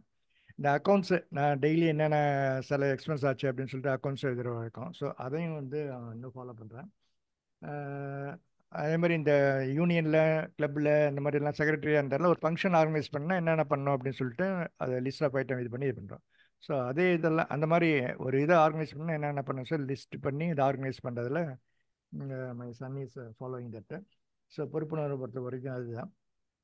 இதுதான் நீங்கள் கேட்ட கேள்விக்கு பதில். ஆனால் இந்த பொறுப்புணர்வுன்ற தலைப்பில் நான் சொல்ல வந்தது என்னென்னா தனிப்பட்ட பொறுப்புணர்வு கொஞ்சம் இருக்கணும், சமூக பொறுப்புணர்வு இருக்கணும், அலுவலக பொறுப்புணர்வு கொஞ்சம் இருக்கணும். இதில் தனிப்பட்ட பொறுப்புணர்வையும் அலுவலக பொறுப்புணர்வையும் பெரும்பாலும் எல்லாரும் பண்ணிடுவாங்க. ஆனால் எவ்வளோ பேர் சமூக பொறுப்புணர்வோடு இருக்காங்க அப்படின்றத நம்ம பார்க்கணும். பொது இடங்களில் நம்ம நிறையா விஷயத்தில் பார்க்குறோம், ட்ரெயினில், பஸ்ஸில், ஈவன் மெட்ரோவில் கூட. ஸோ அவங்க தங்களோட பொறுப்பை உணராமல் நிறைய போகிறதால அதில் பயணிக்கிற பேசஞ்சருக்கு எவ்வளோ ப்ராப்ளம் வருதுன்னு சொல்லிட்டு அதை நான் சொல்லணும்னு நினச்சேன். நீங்கள் தனிப்பட்ட பொறுப்புணர்வில் நீங்கள் இந்த என்னை பொறுத்தவரைக்கும் பர்சனல் இது நான் என்ன சொல்லணும்னா 1975க்கு முன்னாடி சென்னையிலலாம் வந்து ரொம்ப தண்ணி பஞ்சம் வந்தது. ஸோ அந்த தண்ணி பஞ்சம் வந்தப்போ நான் வந்து ஒரு 2 கிலோமீட்டர் 3 கிலோமீட்டர் தள்ளி சைக்கிளில் போய்ட்டு தண்ணி இங்கே கொண்டு வந்து வீட்டுக்கு கொடுக்கணும். ஸோ அதை வந்து நான் பொறுப்புன்னு சொல்லி நினைக்காம ஒரு மகிழ்ச்சியாக தான் அதை செஞ்சவங்க.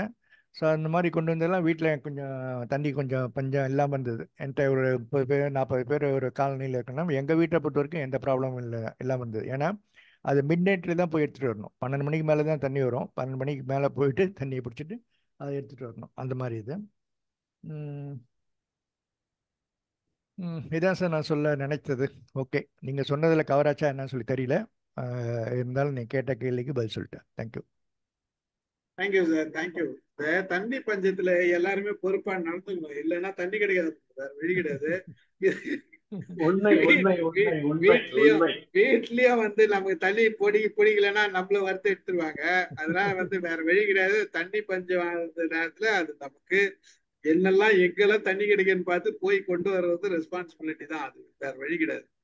நிறைய அதை பத்தி சொல்லல சார். தண்ணி பஞ்சம் வந்தப்போ MGR JPR was the minister for இது. ஒவ்வொரு ஏரியாலையும் பெரிய பெரிய டேங்க் கொண்டு வந்து இருக்காரு சார். தெருவில் ஒவ்வொரு தெருவுக்கும் கிட்டத்தட்ட அடையாளமே ரொம்ப நாள் இருந்தது. அது தண்ணி விடுற நேரத்துல வந்த பிறகு எல்லாரும் போய் பிடிக்கணும். அதுக்கு ஆர்கனைஸா என் பொண்ணு பையன் எல்லாரும் வரணும். பூச்சியமே படக்கூடாது தண்ணி பிடிக்கிறதுக்கு. எல்லாரும் 4 குடம் பிடிக்கணும், 4 குடம் எடுத்துட்டு வரணும். 4 குடம் எடுத்து வைக்க நான் 3வது பையெல்லாம் பூச்சி போடுவான். அது லைட் இருப்பாங்க, எல்லாரும் இருப்பாங்க. அது ஒரு அவமானம் கூட நினைச்சேன் உண்டு. நான் விட மாட்டேன். இட் இஸ் ஒரு ரெஸ்பான்சிபிலிட்டி. நாங்களும் தூக்கி தர முடியும், அம்மாவை தூக்கி தர முடியாது. போய் நெல்லு வாங்கிட்டு வந்த காலெல்லாம் உண்டு. அது ஒரு மறக்க முடியாத தண்ணீர் பஞ்சத்தை நாங்க சமாளித்தது பெரிய விஷயம். அந்த டேங்க் மெம்பர் ஜேபிஆர் கொண்டு வந்து வச்ச டேங்க் எல்லாம் ஒவ்வொரு ஒரு பெரிய அளவுல டேங்க் ரொம்ப நாளா இருந்தது. இப்பதான் எடுத்துட்டாங்க. தேங்க்யூ. மற்றவங்க பேர் sorry. Thank you sir, thank you, thank you. இடையில நுழைஞ்சது சாரி. இடையில பரவாயில்ல சார், இட்ஸ் ஓகே, பரவாயில்ல. செல்வகுமார் சார் சார் வந்தாரு. கணேசன் சார் இருக்காங்க. ஓகே, கணேசன் பேசுறீங்களா? வாங்க சார். வணக்கம் சார். இந்த நிகழ்ச்சியில என்ன கலந்து கொள்றதுக்கு எங்களை அனுமதி கொடுத்ததுக்கு நன்றி. இப்பதான் நான் ரீசெண்டா ஒரு ரெஸ்பான்சிபிலிட்டி, ஒரு பெரிய ரெஸ்பான்சிபிலிட்டி முடிச்சேன். எல்லாருக்கும் தெரியும், என் பொண்ணுடைய மேரேஜ். அது அந்த ரெஸ்பான்சிபிலிட்டி முடிச்ச உடனே எனக்கு ஒரு பெரிய ஒரு ரிலீஃப். அது ஆக்சுவலா ரெஸ்பான்சிபிலிட்டின்றத விட இப்ப பொண்ணுக்கு மேரேஜ் நடக்கிற ஸ்டேஜ் இருக்கு. ஆனா அது ஃபைனலைஸ் ஆகலன்ன உடனே அது ஒரு ப்ரெஷர். அது இன்னைக்கு ரெஸ்பான்சிபிலிட்டி எனக்கு இருக்கு, ஆனா அது நடத்த முடியலையேன்னு சொல்லிட்டு அது ஒரு ப்ரெஷர். ரெஸ்பான்சிபிலிட்டியை நம்ம கேரி அவுட் பண்ண முடியலன்னா ஒரு ப்ரெஷர் வருது. இது நிறைய நிகழ்ச்சியில வரும். இது கொஞ்சம் மேஜர் இது. அப்புறம் அப்படி பார்த்து நகைச்சு முடிச்சாச்சு. இந்த மாதிரி எனிவேர் ரெஸ்பான்சிபிலிட்டி வரும்போது நம்மளுக்கு ஒரு ப்ரெஷரும் வருது. அந்த ப்ரெஷரை நம்ம கொஞ்சம் அப்படியே ஆஃப் பண்ணிட்டு அந்த ரெஸ்பான்சிபிலிட்டியை முடிக்கிற அளவுக்கு நம்மளுக்கு எமோஷனலி பேலன்ஸ்டா இருக்கணும். அது ஒண்ணு. இனி இவரு சார் ஸ்ரீபர் சார் சொன்ன மாதிரி நம்ம கிட்ட இருந்து பசங்க என்ன கத்துக்கினாங்க அப்படின்றது பார்க்கும்போது, என் பொண்ணுக்கும் என் பையனுக்கும் டிஃபரன்ஸ் ஒரு 10 இயர்ஸ், 9.5 இயர்ஸ் டிஃபரன்ஸ். நான் எப்படி எங்க பொண்ணுங்களுக்கு நாங்க எப்படி ஒரு நிகழ்ச்சினா ட்ரெஸ் எடுக்கிறது, ஒரு ஃபெஸ்டிவல்னா ட்ரெஸ் எடுக்கிறது, ஒரு காலேஜுக்கு எடுத்துன்னு போய் சேர்க்கறதுனா எப்படி அப்படி பண்ணதை இப்போ என் பொண்ணு என் பையனுக்கு பண்றான். அது 10 இயர்ஸ் டிஃபரன்ஸ் இருக்கவே ஒரு ஸ்கூல் இதெல்லாம் படிப்பு சம்மந்தப்பட்டு ஏதாவது டிஸ்கஸ் பண்றது, அதெல்லாம் என் டாக்டர் அப்படியே அது சொல்லி கொடுக்காம தானே வருது. தானா அவனுக்கு ட்ரெஸ் எடுக்கிறது, அவனை பாத்துக்கிறது, அவனை நீட்டா இருக்கணும்னு பாக்குறது, ஒரு சொசைட்டில நீட்டா இருக்கணும்னு சொல்லிட்டு. நான் என்எல் பண்ணி டிஎஸ் சர்க்கிள்ல முதல்ல செக்ரட்டரியா இருந்தேன். அப்போ இந்த கொரோனாக்கு முன்னாடி நாங்க நடத்தின ராமு சார்லாம் இருந்தோம். அப்போ 2 பேரும் வந்துருவாங்க.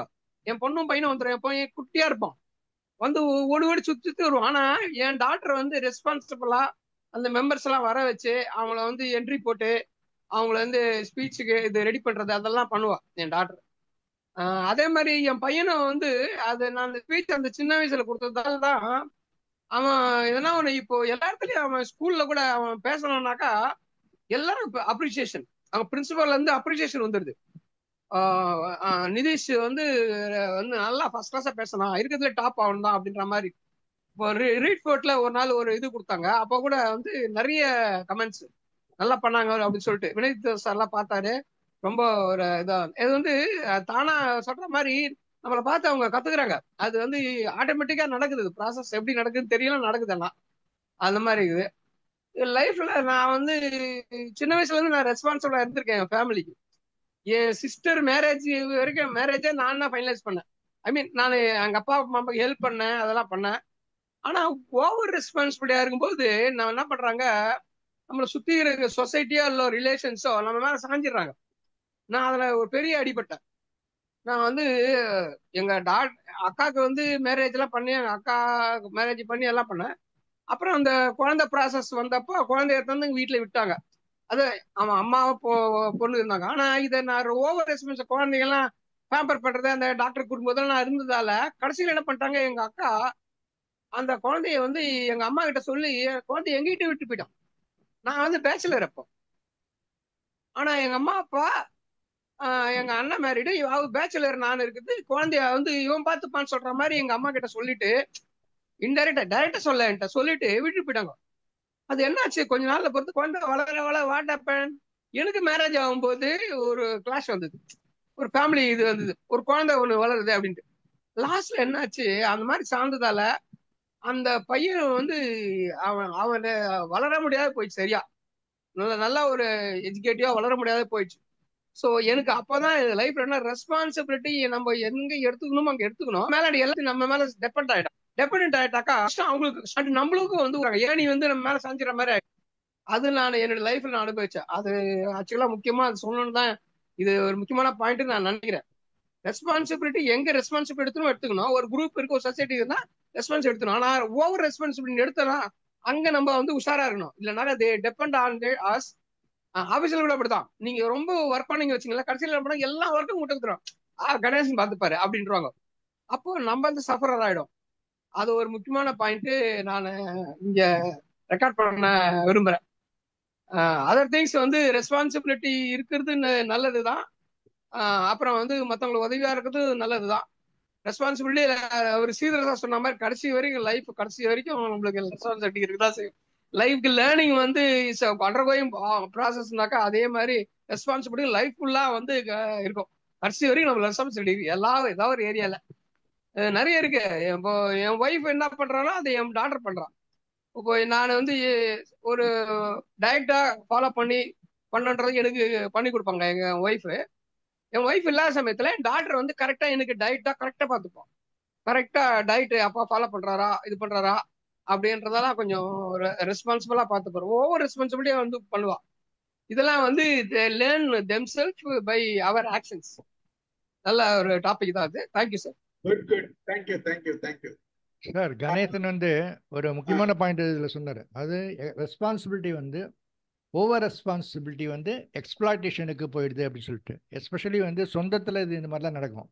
நம்ம வீட்டில் ஒரு ஃபேமிலியில் வந்து அக்கா தங்கச்சி கல்யாணம் பண்ணி வச்சு இது பண்ணும்போதெல்லாம் வந்து இந்த மாதிரி எக்ஸ்ப்ளாய்டேஷன் தான் நடக்குது சார். அது முக்கியமான பாயிண்ட் அவர் கொண்டு வந்தார். தேங்க்யூ கணேசன். அது பேசணும். ரிஃபாய் பாய் பேசுறீங்களா? ரிஃபாய் பாய். ஓகே, வினோதன் சார் பேசுங்க. 5 நிமிஷம். எல்லாருக்கும் வணக்கம். பேசுறேன் சார். சொல்லுங்க ரிஃபாய் பாய், பேசுறீங்களா? இப்ப பேசுறீங்களா? அப்புறம் ஓகே ஓகே ஓகே, நீங்க பேசுங்க சார். வினோதன் ரெஸ்பான்சிபிலிட்டி முதல்ல தன்னில இருந்து தான் புறப்படுது. அதான் முக்கியம். ஏன்னா அது உயிர், இயற்கை, தானு, மனைவி, பிள்ளைகள், அதுகளுக்கெல்லாம் ரெஸ்பான்சிபிலிட்டி. ஆனா அது விரிஞ்சு அது சோசியல் ரெஸ்பான்சிபிலிட்டி ஆகிற போதுதான் அது அது ஒரு அது ஒரு முக்கியத்துவம் தருது, அது சிறப்பு தருது. நமக்கு நம்ம ரெஸ்பான்சிபிலிட்டி, நம்மளோட நம்ம வாழ்க்கை நல்லா இருக்கணுங்கிறது நம்ம ரெஸ்பான்சிபிலிட்டி. அது அடுத்தது போக போகத்தான் அப்ப பிள்ளைகள்லாம் நம்மளை பார்த்து நடக்கிறாங்க. ரொம்ப அழகா சொன்னாரு கணேசன் சார் சொன்னது. அப்ப சோசியல் ரெஸ்பான்சிபிலிட்டி அதுல இப்ப நாங்க இன்சூரன்ஸ் கூட சொல்றோம். அதாவது எதிர்கால தார்மீக பொருளாதார பொறுப்புகளுக்காக, எதிர்கால பொறுப்புகளுக்காக இன்றைய கம்ஃபர்ட்டை சாக்ரிஃபைஸ் பண்ண வைக்கணுமா இன்சூரன்ஸுங்கிறது. இன்னைக்கு பிரீமியம் கட்டுறான், எது கட்டுறான்னா இன்றைய கம்ஃபர்ட்டை நாளைய தார்மீக பொறுப்பு என்ன, என்னுடைய மனைவி குடும்பம் எல்லாம் நல்லா இருக்கணும் அப்படிங்கிறதுக்கு. அதுக்காக இன்னைக்கு கம்ஃபர்ட்டை நான் சாக்ரிஃபைஸ் பண்ண வைக்கிறோம் அப்படிங்கிறதுலாம் சொல்லுவோம். அப்ப எதிர்கால தார்மீக பொறுப்புகளை உணர்றது அப்படிங்கிறது ரொம்ப பெரிய விஷயம். அதை உணர்கிற போது யாரெல்லாம் உணர்றாங்களோ அவங்களுடைய குடும்பம், எதிர்கால குடும்பம் நல்லா இருக்கு அப்படிதான் பார்க்க வேண்டியது இருக்கு. இந்த ரெஸ்பான்சிபிலிட்டிங்கிறது ரொம்ப பெரிய டேர்ம். ஒவ்வொன்று ஆபீஸ்லயும் சரி, நம்ம எத்தனையோ பதவிகள்ல இருந்துட்டு வந்திருக்கோம், எத்தனையோ ரெஸ்பான்சிபிலிட்டி இதுகளையும் இருந்திருக்கோம். இந்த கணேசன் சார் சொன்னது, ஆபீஸ்ல ஒரு வேலையை பார்த்துட்டோம்னா அந்த வேலையை நம்மள்டே திருப்பி திருப்பி கொண்டாந்து கொடுத்துருவாங்க. எங்களுக்கு ஒருத்தர் இருந்தாரு, அது ஒரு சின்ன ஒரு அனெக்டோடு மாதிரி. அவரு ஏதாவது வேலையை அவர்கிட்ட கொடுத்தா குருநாதா அப்படின்னு சொல்லிட்டு வாங்கிக்குவாரு. அந்த குருநாதாங்கிறது ஒரு காலத்துல அவருக்கு, அவர் ஆபீஸ்ல சேர்றது ஒருத்தர் இருந்தாராம். அவர் எந்த வேலையை கொடுத்தாலும் வாங்கி வச்சுக்குவாராம். ஆனா அதை செய்ய மாட்டாரு.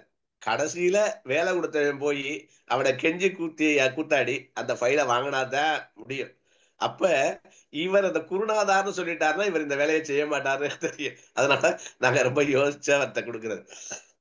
அவர் இன்னொன்னு சொல்லுவாரு, இந்த பையங்க கல்யாணம் ஆகி வந்த பையங்களை கூட்டி வச்சு, தம்பிகளா இங்க பாருங்க, அதாவது புள்ள பிறக்குதுன்னு ஒருத்தன் ஸ்வீட்டு கொடுத்தானா அவனுக்கு சொல்லுவாரு, ராத்திரியில புள்ள அழுக, அப்ப மாத்திரம் நீ எந்திரிச்சு அந்த தொட்டிய மாத்திரம் ஆட்டிடாத, தொட்டிய தொட்டுட்டாயினா கடைசி வரைக்கும் நீ தான் தொட்டிய ஆட்டி அப்படின்னு சொல்ல அப்படிலாம் சொல்லுவாங்க. இந்த ரெஸ்பான்சிபிலிட்டிங்கிறத போது நீங்க சொன்ன ரெஸ்பான்சிபிலிட்டி அது தலையில கட்டுறதாவ ஆயிடுது அப்படிங்கிறது. ஆனாலும் உணர்ந்து பொறுப்பு உணர்றது அப்படிங்கிறது மிகப்பெரிய ஒரு வரம்தான். நம்மளை சுத்தி இருக்கவங்க பொறுப்பு உணர்ந்தா, நம்ம ஒரு பொறுப்பு உணர்ந்தா, அது ஒரு ஒரு கொடுப்பினை தான். அது அந்த பொறுப்பு உணர்ந்து செய்யறது நிறைய. இப்ப நம்ம சமுதாய பொறுப்பு, இப்ப தண்ணி டேப், இப்ப நாங்கெல்லாம் இந்த அடுக்ககத்துல இருக்கோம், அது அந்த அந்த தண்ணி ஒழுகிச்சுன்னா அது நம்ம இது இல்லை, அது அவங்களும் மாத்த மாட்டாங்க. நம்ம நான்லாம் விடுறதே இல்லை, ஏதாவது கொஞ்சம் இருந்தாலும் அதை பார்த்துறோம். நமக்கு எப்படி எனக்கு இந்த காசு செலவழிகிறது எவ்வளவு ஒரு சிரமமா தெரியுமோ வேஸ்ட்டுங்கிறது, அது மாதிரி இந்த மாதிரி லைட் எரிஞ்சாலும் சரி, இந்த தண்ணி ஒழுகினாலும் சரி, எதுவா இருந்தாலும் எனக்கு அதை சம்மதிக்காது. அது அப்படிங்கலாம் வந்திருக்க. நம்ம வளர்ந்த சூழல் அந்த மாதிரி. நல்ல நல்ல டிஸ்கஷன், ரொம்ப தேங்க்ஸ். நன்றி நன்றி சார், நன்றி நன்றி. காயத்ரி பேசுறீங்களா? வணக்கம் சார். வணக்கம். நீங்க என்ன சொல்லுங்கன்னா, உங்க அப்பா கிட்ட இருந்து நீங்க கத்துக்கின ஒரு ரெஸ்பான்சிபிள் திங்ஸ் என்ன? இந்த சிக்கனை எதிர்பார்க்கல.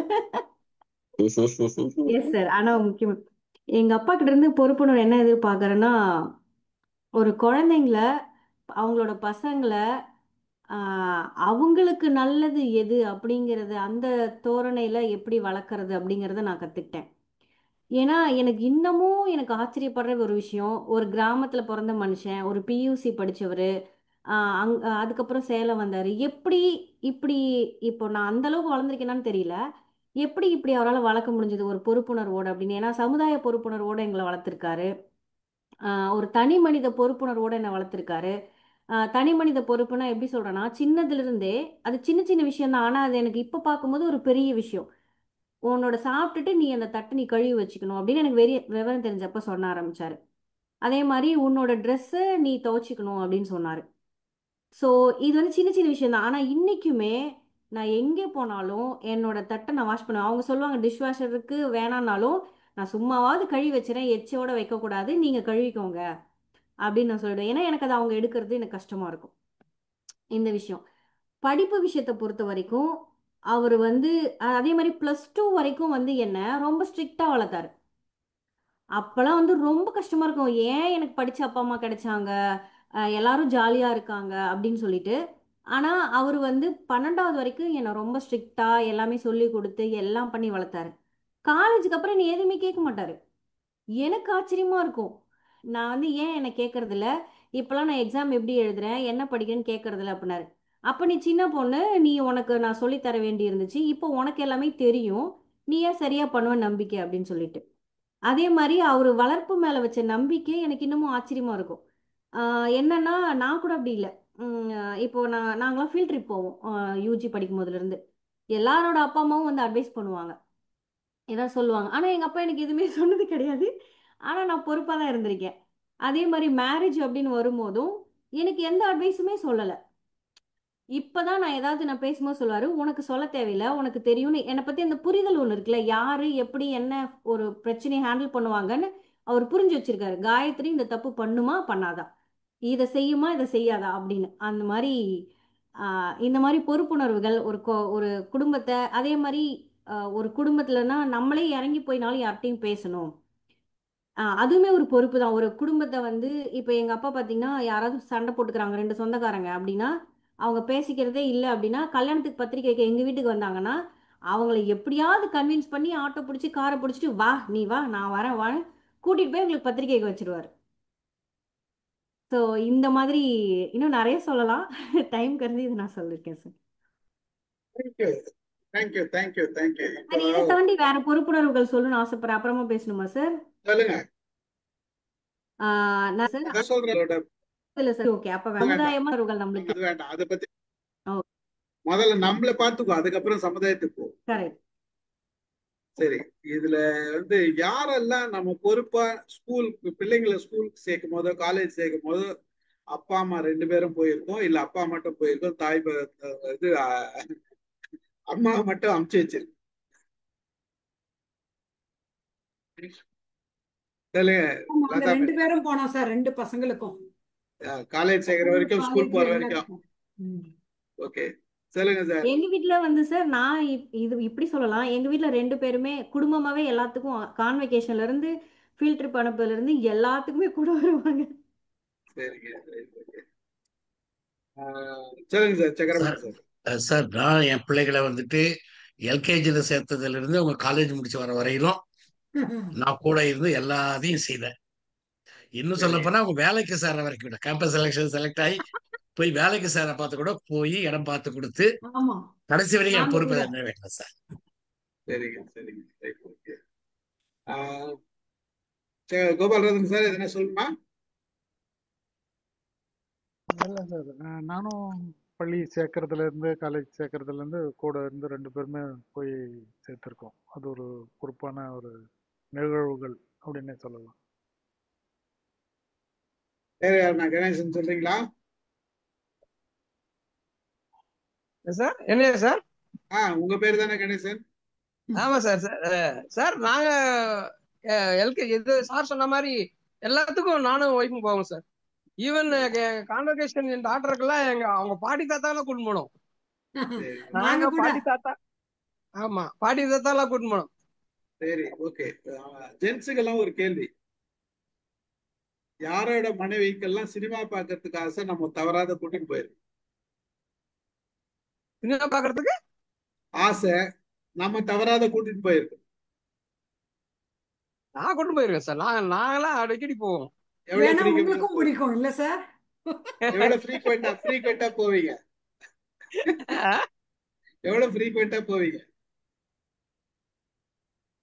ஃப்ரீக்வெண்ட் இல்ல, மந்த்லி எப்படியும் ஒரு 2 3 கிட்ட பாப்பேன் சார். கல்யாணம் ஆனதுல இருந்து இது வரைக்கும்? அப்படி ரெகுலரா கிடையாது. சில நேரத்துலலாம் வந்து அப்படி பண்ண முடியாது. பொய் சொல்லிட்டுலாம் போய்க்கிறோம். பொய் சொல்லிட்டு எல்லாம் போய்க்கிறோம். எங்க ஃபாதர்ல மதர்ல இருக்காங்கல்ல, அவங்க இப்ப எதனா ஒண்ணு அவங்களும் வரேன்னுவாங்கல்ல, அந்த மாதிரி நிறைய பண்ணிருக்கேன். அவங்கள கட் பண்ணிட்டு வேற மாதிரி கூட்டிட்டு போயிருக்கேன். அதனால சார் நான் போயிருக்கேன். கல்யாணம் ஆயிட்டு 1976ல மலையூர் மம்பட்டியார் அது ஒரே ஒரு படத்துக்கு தான் என் ஒய்ஃபை கூட்டிட்டு போயிருக்கேன். அதுக்கப்புறம் மற்றபடி அதுக்கப்புறமெல்லாம் அதுக்கப்புறம் என் முடிவு பிள்ளைங்க தான் பண்ணிட்டீங்க, எங்க 2 பேரும் ஒண்ணா போக கூடாது முடிவு பண்ணிட்டீங்க. இல்ல அதுக்கப்புறம் போகல. அது ஒரே படம். அதுக்கப்புறம் என் பிள்ளை கூட்டிட்டு போவாங்க. என் பிள்ளைங்க வந்தாக்கா எங்க 2 பேரும் சேர்த்து கூட்டிட்டு போவாங்க. ஸ்ரீது சார் எதுனா சொல்றீங்களா? மைக் ஆன் பண்ணோம். குழந்தைகளை வந்து சின்னதுலேருந்து நானும் கல்யாணி கூட்டிகிட்டு போயிடுவோம். காலேஜ் போகிறப்போ கூட்டிகிட்டு போவோம். மோஸ்ட் ஆஃப் த டைம் நாங்கள் போயிடுவோம். பையன் அவங்க யூஎஸ் படிக்கிற போகிறப்போ போனோம். இப்போ படித்து முடிக்கிற வரைக்கும் கூட இருப்போம். எல்லா ஃபங்க்ஷனுக்கும் போயிடுவோம். 2 பேரும் போயிடுவோம் வச்சுக்கோங்க. ஸோ தட் இட் மோட்டிவேட்ஸ் தம். அப்பா அம்மா வராங்க அப்படின்ட்டு அது ஒரு பெரிய இது இல்லையா? கரெக்ட். ஒரு ஸ்டேஜுக்கு அப்புறம் வரவானான்னு பிள்ளைங்க. அது சில சமயம் சொல்லுவாங்க, நீங்க வர தேவை.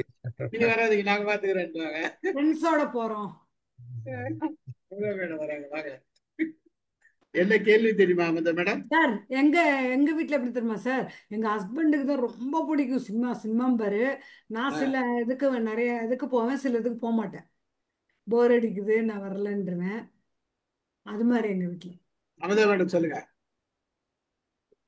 மைக் ஆன் பண்ண மேடம், அப்பதான் எங்களுக்கு எல்லாம் கேட்கும். அது கேட்கும். ஒரு பொறுப்பு.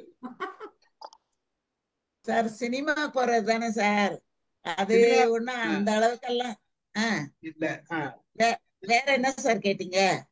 உங்க பிள்ளைங்களை நீங்க ஸ்கூல் பள்ளி படிப்புக்கும் சேர்க்கும் போதும் காலேஜ் சேர்க்கும் போதும் நீங்க போனீங்களா? ஆமா சார், போனேன். என் பொண்ணுக்கு போய் அங்க இருக்கிற எல்லாரு பிள்ளைங்களையும் பார்த்து என் பொண்ணுக்கு ஃப்ரெண்ட் எல்லாம் பண்ணி வச்சுட்டு வந்தேன். சரிங்க. அதனால அதெல்லாம் நான் போய் பண்ணிருக்கேன். அங்க இருக்கிற எல்லா பேரண்டோடையும் போய் பேசுவேன். இதுதான் என் பொண்ணு, என் பொண்ணோட நீங்க எல்லாம் கொஞ்சம் ஃப்ரெண்டா இருங்க, ஏன்னா இப்பதான் முதல்ல கல்லூரிக்கு வந்திருக்காங்க அப்படின்னுட்டு. அது மாதிரி ஸ்கூலுக்கும் போவேன். இடையில ஏதாவது இவங்களுக்கு கொஞ்சம் ஒரு முகம் கொஞ்சம் ஒரு சுளிப்பு இருந்தது அப்படின்னா, கொஞ்சம் ஒரு டல்லா இருந்தா ஸ்கூலுக்கு போய் என்ன ஏதுன்னு பார்த்துட்டு வருவேன். எல்லாம் பண்ணுவேன் சார், அதெல்லாம் ரொம்ப பொறுப்பா பண்ணுவேன் sir. Super super super super பண்ணுவேன். வருஷத்துக்கு ஒரு எல்லாமே முறை அதுல பொறுப்பெல்லாம் நல்லா. வருஷத்துக்கு ஒரு முறை இல்ல, ஃபேமிலிக்குன்னு ஒரு என்டர்டைன்மெண்ட் அப்படின்னா அதுல என்ன நம்ம ரெஸ்பான்சிபிலிட்டி எடுத்திருக்கோம் இது வரைக்கும்? என்ன சார், எல்லாரும் உட்கார்ந்துட்டு பேசுறதுதான், வேற என்ன சார். அப்புறம் அப்படியெல்லாம் ஒண்ணும் நாங்க என்டர்டைன்மெண்ட் ஃபேமிலி அப்படியெல்லாம் ஒண்ணும் கிடையாது சார். எல்லாரும் டூர் உட்கார்ந்துட்டு போறது பேசினா அதுவே ஒரு என்டர்டைன்மெண்ட். சார், ஊருக்கு போறது என்னைக்காவது டூர் போறது ஊருக்கு போலாம். போவோம். நம்ம டூர் போறது டூர் எல்லாம் எங்களுக்கு கிடையாதுங்க சார். நாங்க அது எல்லாத்தையுமே மிஸ் பண்ணிட்டோம். ஏன்னா அதை பத்தி எல்லாம் எங்களுக்கு யோசிக்கிறதுக்கு நேரம் கிடையாது. நேரம் கிடையாது. அங்க போறதுக்கு அந்த பணத்தை வேற எதுக்காவது உபயோகப்படுத்தலாம் அப்படிதான் நாங்க யோசிச்சோமே தவிர, நாங்க அதையெல்லாம் ஒரு முக்கியமானதா நாங்க கருதல. ஏன்னா அந்த பணம் வேற ஒரு இதுக்கு வைக்கலாம், வேற ஒரு இதுக்கு வைக்கலாம். இதனால என்ன எங்களுக்கு ஒரு லாபம் எங்களுக்கெல்லாம் வந்தது அப்படின்னா, என் பொண்ணுக்கெல்லாம் நாங்க கல்யாணத்துக்கு வேணுங்கிற அளவு பணம் எல்லாமே ரெடியா வச்சிருந்தோம். எந்த காரணத்தை முன்னிட்டும் கிடைக்கிற மாப்பிள்ளை தவறிடக்கூடாது, அதுக்கு தகுந்த மாதிரி நம்ம ரெடி பண்ணி வச்சுக்கணும் அப்படின்னுட்டு வந்த மாப்பிள்ளைய கரெக்டா நாங்க பார்த்தோம். அதாவது இதெல்லாம் ஒரு காரணமா நகர்ந்துடக்கூடாதுங்கிறதுல நாங்க ரொம்ப கணக்கா இருந்தோம். அதனால எங்களோட பணம் ஒரு பிரச்சனையாவே இல்லாம எங்க லைஃப் ஓடுறதுக்கு இது ஒரு பெரிய காரணமா இருந்ததா நான் கருதுறேன் சார். நாங்க பண்ணுனது நாங்க அதான் ஒரு செலவு இது இல்லையா? அப்புறம் ஆமா, நம்மளோட அதனால என்ன ஆயிடுச்சுன்னா, எந்த ஊருக்கும் போகணுங்கிற எண்ணமே தோன்றுனதே கிடையாது.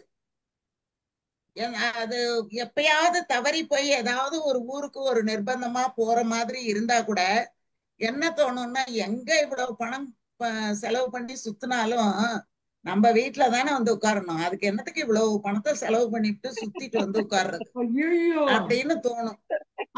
அதனால அந்த வேலையே நாங்க வச்சுக்கிறது இல்ல. உங்களை சதாகரத்துக்கு அனுப்பிக்கணும்.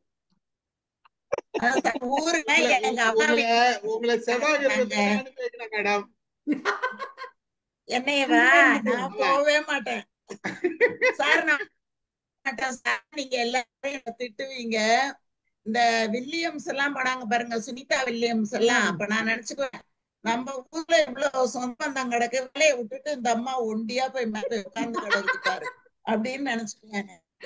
இதனால என்ன கிடைக்கும்? சும்மா சுத்தி சுத்தி இந்த ஆகாசத்தையும் அதையும் பார்த்துக்கிட்டு இப்படி எல்லாத்தையும் செலவு பண்ணிட்டு அங்க உட்கார்ந்து கிடக்குது அப்படிதான் தோணுமே தவிர, எனக்கு நம்ம எல்லாரும் இந்த மாதிரி உட்கார்ந்துக்கிட்டு பேசணும், எல்லாரோடையும் லைஃப என்ஜாய் பண்ணணும், நல்லா சிரிக்கணும், வேணுங்கிறத சாப்பிடணும், திருப்தியா இருக்கணும் வாழ்க்கையில. அதை விட்டுட்டு இந்த அச்சீவ்மெண்ட் எல்லாம் எனக்கு அவ்வளவு எல்லாம் ஒன்றும் பெரிய இது நாட்டம்லாம் கிடையாது சார். என்னெல்லாம் பண்ணணும், நம்ம பெரிய அச்சீவரா வரணும் அப்படின்னு எல்லாம் நான் நினைச்சது இல்லை. ஏன்னா நான் இன்னைக்கு வரேன், ஒரு 4-5 நாளோ அதுவே அதிகம், என்னோட இன்னொரு அச்சீவர் வருவாரு. அப்ப ஆட்டோமேட்டிக்கா நான் கீழே போயிடுவேன்.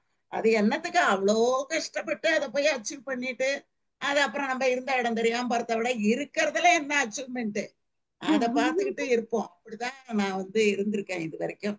இதையே பெரிய பொறுப்பா கருதி இருக்கேன் சார்.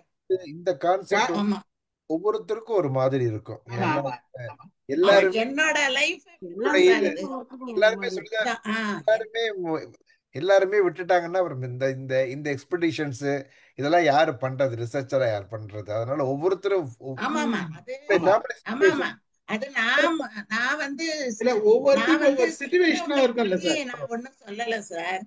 எனக்கு என்னோட ஒப்பீனியன் அது. நான் அதனால அதுல எல்லாம் ஈடுபடல. ஒரு டிஸ்கஷன் தான் இது, வேற ஒண்ணும் இல்ல.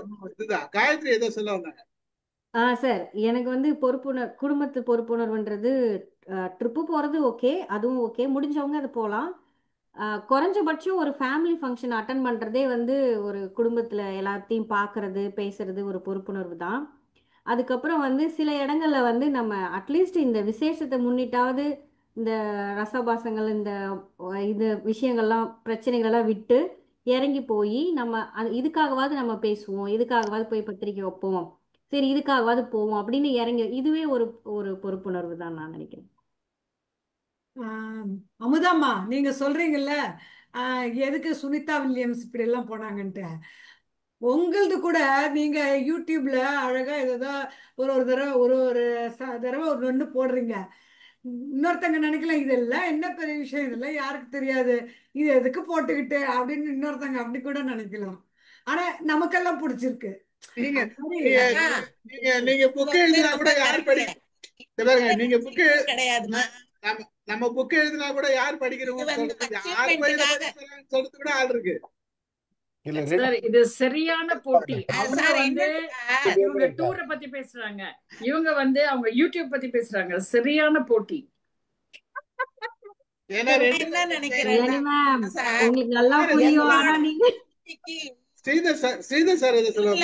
சார், நான் என்ன நினைக்கிறேன்னா சார் நான் ஒண்ணு சொல்லிடுறேன். நான் என்ன நினைக்கிறேன்னா, மற்றவங்களுக்கு தெரியாத சொல்ற வேலை என்னோட வேலை கிடையாது. என்னோட மனசுல அழுத்தத்தை நான் வெளியில சொல்றேன், அவ்வளவுதான். இத யாராவது கேட்டா கேக்குறாங்க, கேட்கலன்னா போறாங்க. அதை வெளியில அனுப்பிட்டோம். கேக்குறவங்க அவங்க பாடு, நகர்த்துறவங்க அவங்க பாடு. எனக்கு அதை பத்தி கவலை கிடையாது.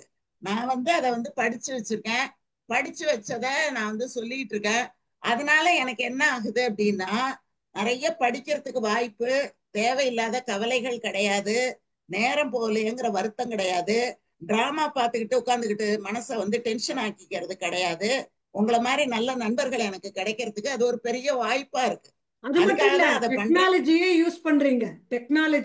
இன்னொன்னே அதனால எனக்கு பணம் காசெல்லாம் ஒன்னும் வர்றது கிடையாது. அது ஒரு ஆத்ம திருப்தி.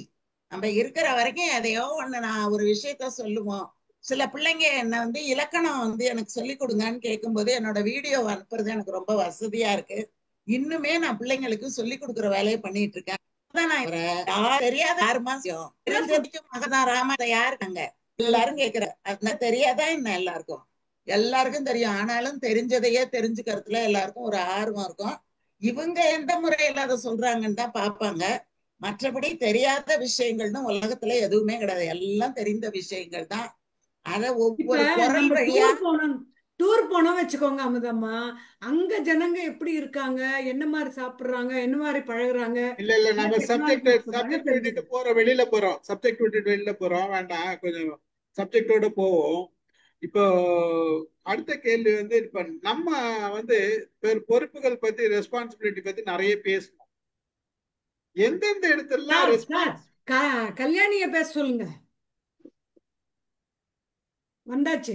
இல்ல எனக்கும் பொறுப்புக்கும் ரொம்ப தூரம். அது இருக்காரு, அதனால மரியாதையா நடந்துக்கிறேன். அடுத்த கேள்வி அவங்களுக்கு தான் வர கேள்வி. அடுத்த கேள்வி அவங்களுக்கு தான். நம்ம எதுல எல்லாம் ரெஸ்பான்சிபிள் இல்லாத இருந்திருக்கும். அப்படி போடு. எல்லாத்துலயும் சார் எங்க வீட்டுக்காரர் என்னை திட்டிகிட்டே இருப்பாரு, எக்ஸிகியூஷன் அப்படின்னு சொல்லி. அந்த மாதிரி எனக்கு எல்லாத்துலயும் பொறுப்பே கிடையாது சார். அவருதான் எல்லா பொறுப்பா பாத்துக்குவாரு சார். வணக்கம். இப்படி சொல்லிட்டா பிரச்சனையே விட்டுருச்சு. சொல்லுங்க சார், எதுல எல்லாம் நம்ம பொறுப்பு இல்லாத இருந்திருக்கோம்? சார் புக்கு நான் யார் வந்து எழுதல சார்? புக்கு என்னோட யார் இன்னும் எழுதி கொடுக்கல படிப்புல சார். பொறுப்பு இல்லாம இருந்திருக்கேன் சார் நானு. எதுல? படிப்புல ஒரு வேலையில வேலையை தான் நீங்க எல்லாம் வேலைக்குள்ள வெளியில போறேன். சொல்லிட்டீங்க, நாங்கெல்லாம் வெளியில சொல்ல, அவ்வளவுதான். வேலைக்குள்ள போய் பொறுப்புல இருந்திருக்கேன் சார், அந்த வேலைக்கு உண்டான பொறுப்புல. ஆனா அந்த வேலைங்கிறது முக்கியம், வேலைக்கு போகணும், கண்டிப்பா இதெல்லாம் பண்ணணும் அப்படின்னு ஒரு செல்ஃப் விஷயங்கள்ல எதுலையுமே நான் ரெஸ்பான்சிபிலிட்டி என்ன தனிப்பட்ட முறையில சார்ந்த விஷயங்கள்ல நிறைய ரெஸ்பான்சிபிலிட்டி எடுத்துக்காம சோஷியல் இன்ஃப்ளூயன்ஸ்னால நானே என்னை ரொம்ப லைட் ஆக்கிக்கிட்டேன். ஸோ ஆனால் மற்ற விஷயங்கள்லாம் ஓவர் ரெஸ்பான்சிபிலிட்டி எடுத்து அந்த ஏற்கனவே சொன்ன மாதிரி பவுண்ட்ரிலாம் தெரியாமல் ஓவராக பண்ணி எக்ஸாஸ்ட் ஆயிருக்கேன். ஸோ பர்சனலாக நிறைய படிப்பு வேலை என்னை க்ரூம் பண்ணிக்கிறது, செல்ஃப் இம்ப்ரூவ்மெண்ட் பண்ணிக்கிறது, என்னை க்ரூம் பண்ணிக்கிறது, இதுலலாம் நான் வந்து ரெஸ்பான்சிபிலிட்டி எடுத்துக்காம இருக்கேன். Very good, very good, very good, very good, good Gayathri, good.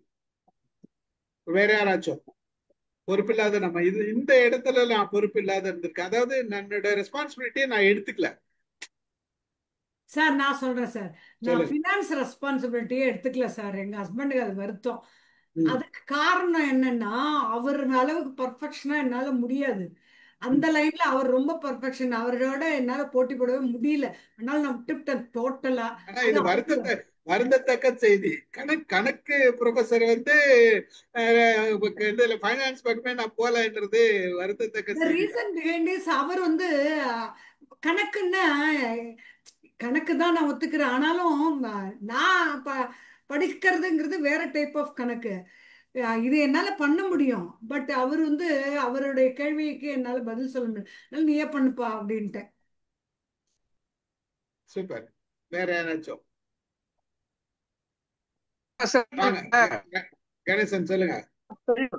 Fear of failure, அதனால responsibility, fear of failure responsibility எடுத்து இருக்கலாம்.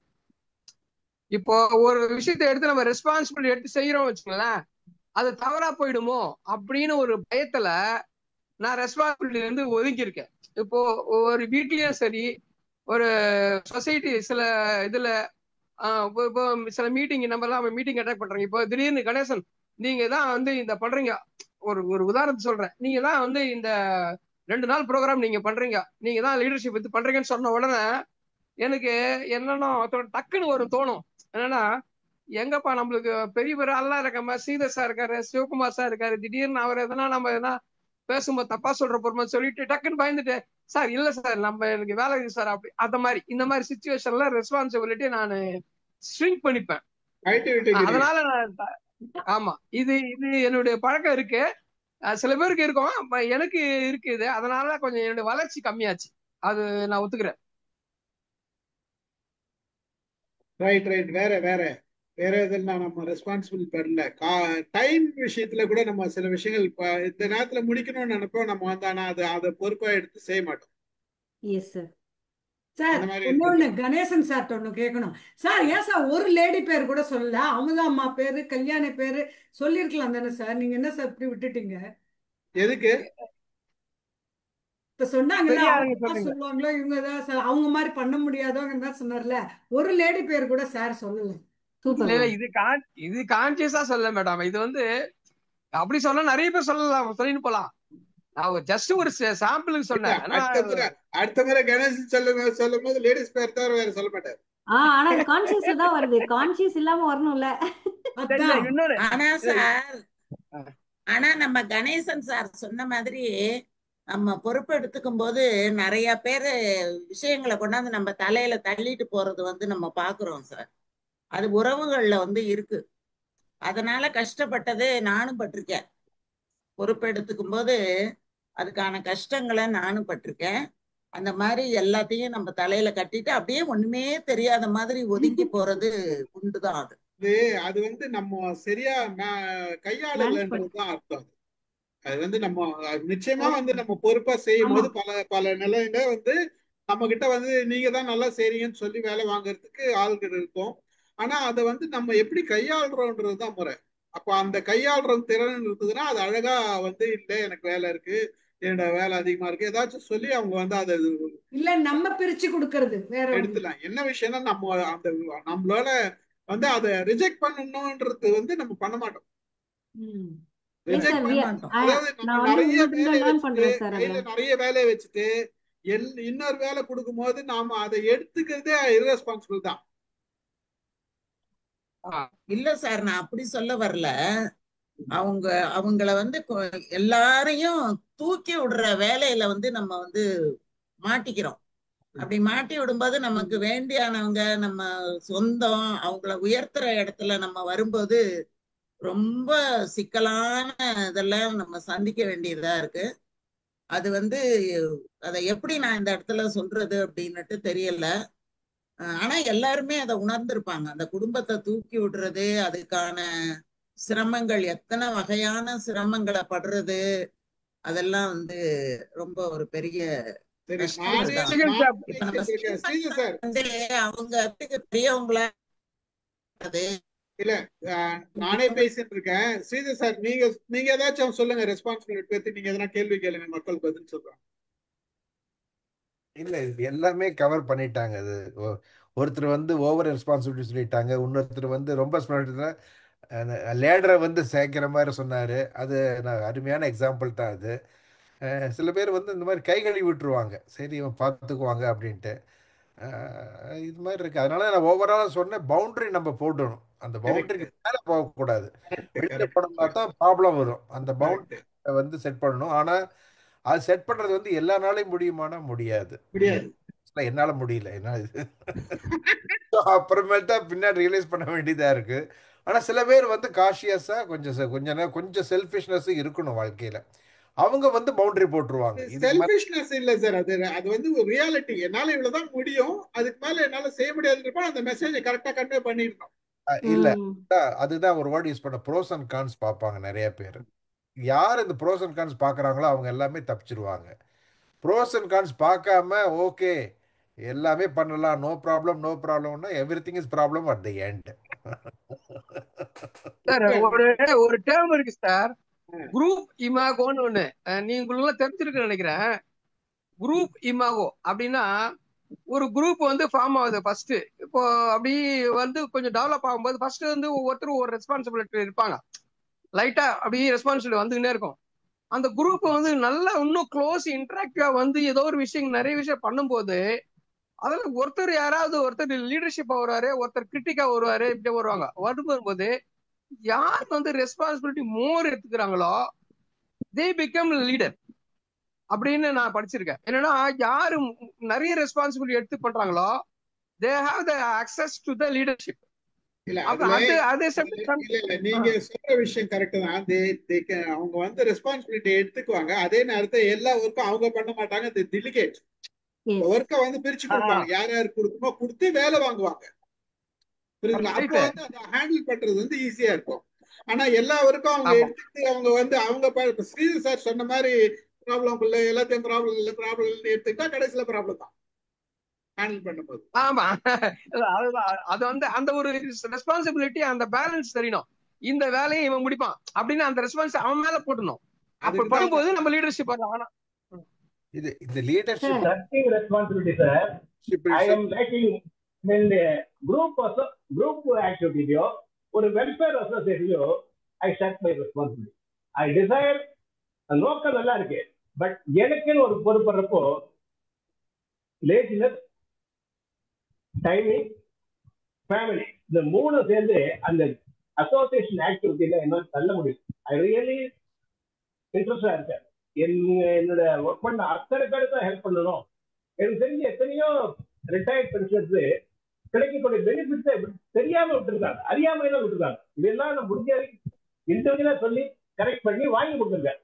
இதே அசோசியேஷன் லெவல் செய்யறப்போ முடியல என்னால. அண்ட் ஃபேமிலி தடுக்குது, அதனால வரக்கூடிய கிரிட்டிசிசம் எல்லாம் எனக்கு தடுக்குது. So I take my responsibility in association activity. Even in our welfare association கூட ஐ வாஸ் ஆக்டிவ். நீங்க சொல்லுங்க கரண்ட் வரல, தண்ணி வரலன்றதெல்லாம் ஆக்டிவ் வரல. பட் போக போக அது ரொம்ப நெருக்கடி அதிகமாகி டென்ஷன் ஆகி தூக்கம் இல்லாமல் போயிடுச்சு. So I share my responsibility in group activity and association activity. இது என்னுடைய இல்ல அது ஃபேமிலியில எப்போ வரேன்னா உங்களுக்கு எதனா பிரச்சனை வரப்போகுது அவங்க கொஞ்சம் பயப்படுவாங்க. அங்கதான் பிரச்சனை ஸ்டார்ட் ஆகும். எல்லாத்துக்கும் பயப்படா சார். இல்ல சார், பொது ஏதோ சொல்ல ஆக்டிவிட்டிக்கு வந்தீங்க. இல்லைங்க சார், பொது ஆக்டிவிட்டிக்கு எதுக்கு போனாலும் பயந்தா எப்படி சார்?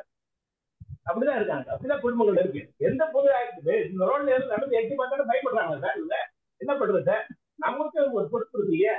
ஸோ இப்படிதான் நம்ம எல்லாம் ஒதுங்கி வேண்டியது. வீட்டுக்கு பயந்து வீட்டுக்கு என்னன்னா அவங்க பதட்டப்படுறாங்க. அவங்க தேவையில்லாம ஒரு பதட்டத்தை குறைக்கிறதாக போய் அவாய்ட் டிஸ்கஸ் அது நேச்சுரல் சார், அது எல்லாரும் ஃபேமிலிலயும் நேச்சுரல் தான். பரவாயில்ல சார், தெருவில் நான் அடிக்கடி சொல்லுவேன். சக்கரபாணி சார், கோபால் ரத்னம் சார், நீங்க எதனா சொல்லுங்க கேள்விகள். Sir individual responsibility, individual responsibility போது நம்ம நாட்டில் ஓட்டு போடுறதுன்றது பெரிய ஒரு செல்ஃப். அந்த ஓட்டு போட்டோமா அப்படின்றது கேள்விக்குறி. ஏன்னா ஓட்டு போட்டு தேர்ந்தெடுக்கப்படுற நபர்கள் தான் நம்மளை ஆள்றாங்க. ஸோ அது சரியான முறையில் இருந்தால் சார் நாடு சரியா இருக்குன்றது என்னுடைய கருத்து. மற்றவங்களும் ரியாக்ட் பண்ணலாம் இதுக்கு. Good point, valid point. அதாவது அதுக்கு கூட அவங்க வந்து ரெஸ்பான்சிபிலிட்டி எடுத்துக்காத ஒதுக்கி போறவங்க நிறைய பேர் இருக்காங்க. அது வந்து படிச்சவங்க தான் நிறைய பேர் போட மாட்டேங்கிறாங்கன்னு ஸ்டாட்டிஸ்டிக்ஸ். அது புத்திசாலித்தனமா திங்க் பண்றோம்னு நினைப்பு, வேற ஒண்ணும் இல்ல. புத்திசாலித்தனமா திங்க் பண்றோம்னு நினைப்பு, வேற ஒண்ணும். சக்கரபாணி சார் ஏதாச்சும்? ஒன்றும் இல்லை, நான் வந்து இந்த சோசியல் ஆக்டிவிட்டிஸ் எல்லாம் ரெஸ்பான்சிபிலிட்டி எடுத்துக்குவேன், தைரியமா எடுத்துக்குவேன். எது இருந்தாலும் ஈவன் ஒரு வீட்டுக்கு போற டெத்து வீடு, அங்க வந்து அந்த காரியங்கள்லாம் செய்து கூட ஆளுல தவிப்பாங்க. நான் உடனே பொறுப்பெடுத்துக்குவேன். அவரை கூப்பிட இவரை கூப்பிட எல்லாம் பண்ணுவேன். அதில் நிறைய பண நஷ்டமும் ஈடுபடும். நான் அதை பத்தி கவலைப்பட மாட்டேன். நான் எடுத்துக்கிட்ட பொறுப்பை நிறைவேற்றணும். அந்த வகையில நான் இன்ன வரைக்கும் அப்படிதான் பண்ணிக்கிட்டு இருக்கேன். சூப்பர். சார் எலெக்ஷன் கமிஷன்ல ஒரு ஆர்டர் இருக்கு சார். எது? இப்ப சார் கோபாலகிருஷ்ணன் சார் சொன்னார்ல, அது லிங்க்டா ஒன்று சொல்றேன். ஏன்னா எலெக்ஷன் கமிஷன்ல ஒரு ஆர்டர் கொடுத்துருக்கான். இந்த கவர்மெண்ட் ஸ்டாஃப்ல இருக்காங்களே எக்ஸிக்யூட்டிவ்ஸ், இவங்க எல்லாம் வந்து யாராவது எலெக்ஷன் டியூட்டி போட்டாக்கா அந்த டியூட்டியில வரமாட்டேன் ஏதாவது பொய் காரணம் சொன்னாக்கா தே வில் பி சஸ்பெண்டட் அப்படின்னு ஒரு லேட்டஸ்டா ஒரு ரூல் இப்போ லாஸ்டா ஒரு 2-3 எலெக்ஷன் எடுத்து வந்திருக்கான். அது ஏன்னா இவர் சொன்னார்ல, எலெக்ஷன் ஓட்டு போறவங்க தான் ரெஸ்பான்சிபிள் சொல்றாருல. இந்த ஆபீசர்ஸ் இருக்காங்கல்ல, எக்ஸிக்யூட்டிவ்ஸ் பண்றாங்கல்ல எலெக்ஷன் டியூட்டில வரவங்க, அவங்க அந்த எலெக்ஷன் டியூட்டி போட்டாக்கா அது காரணம் பொய் காரணம் சொல்லின்னு உடம்பு சரியில்லை அது சொல்லின்னு சொல்லிட்டு அவாய்ட் பண்ண ஆரம்பிச்சாங்க. நிறைய பேர் அவாய்ட் பண்ண உடனே எலெக்ஷன் கமிஷனுக்கு ஆள் கிடைக்கல. அப்புறம் தான் இந்த எலெக்ஷன் கமிஷன் வந்து இப்ப ஆர்டர் போடுறாங்க, ஏதாவது எலெக்ஷன் டியூட்டிக்கு யாராவது ஆபீசர் அவன் நாமினேட் பண்ணா அவன் வந்து உண்மையிலே அவன் உடம்பு சரியில்லைனா கூட அவனை வந்து உடம்பு சரியில்லைனா அவன் உண்மையிலே இருக்கலாம்னு சொல்லி பொய் சொல்லிட்டானாக்கா he will be suspended from the duty அப்படின்ட்டு. சோ அவங்களே ரெஸ்பான்சிபிள் இல்லாம இருக்காங்க.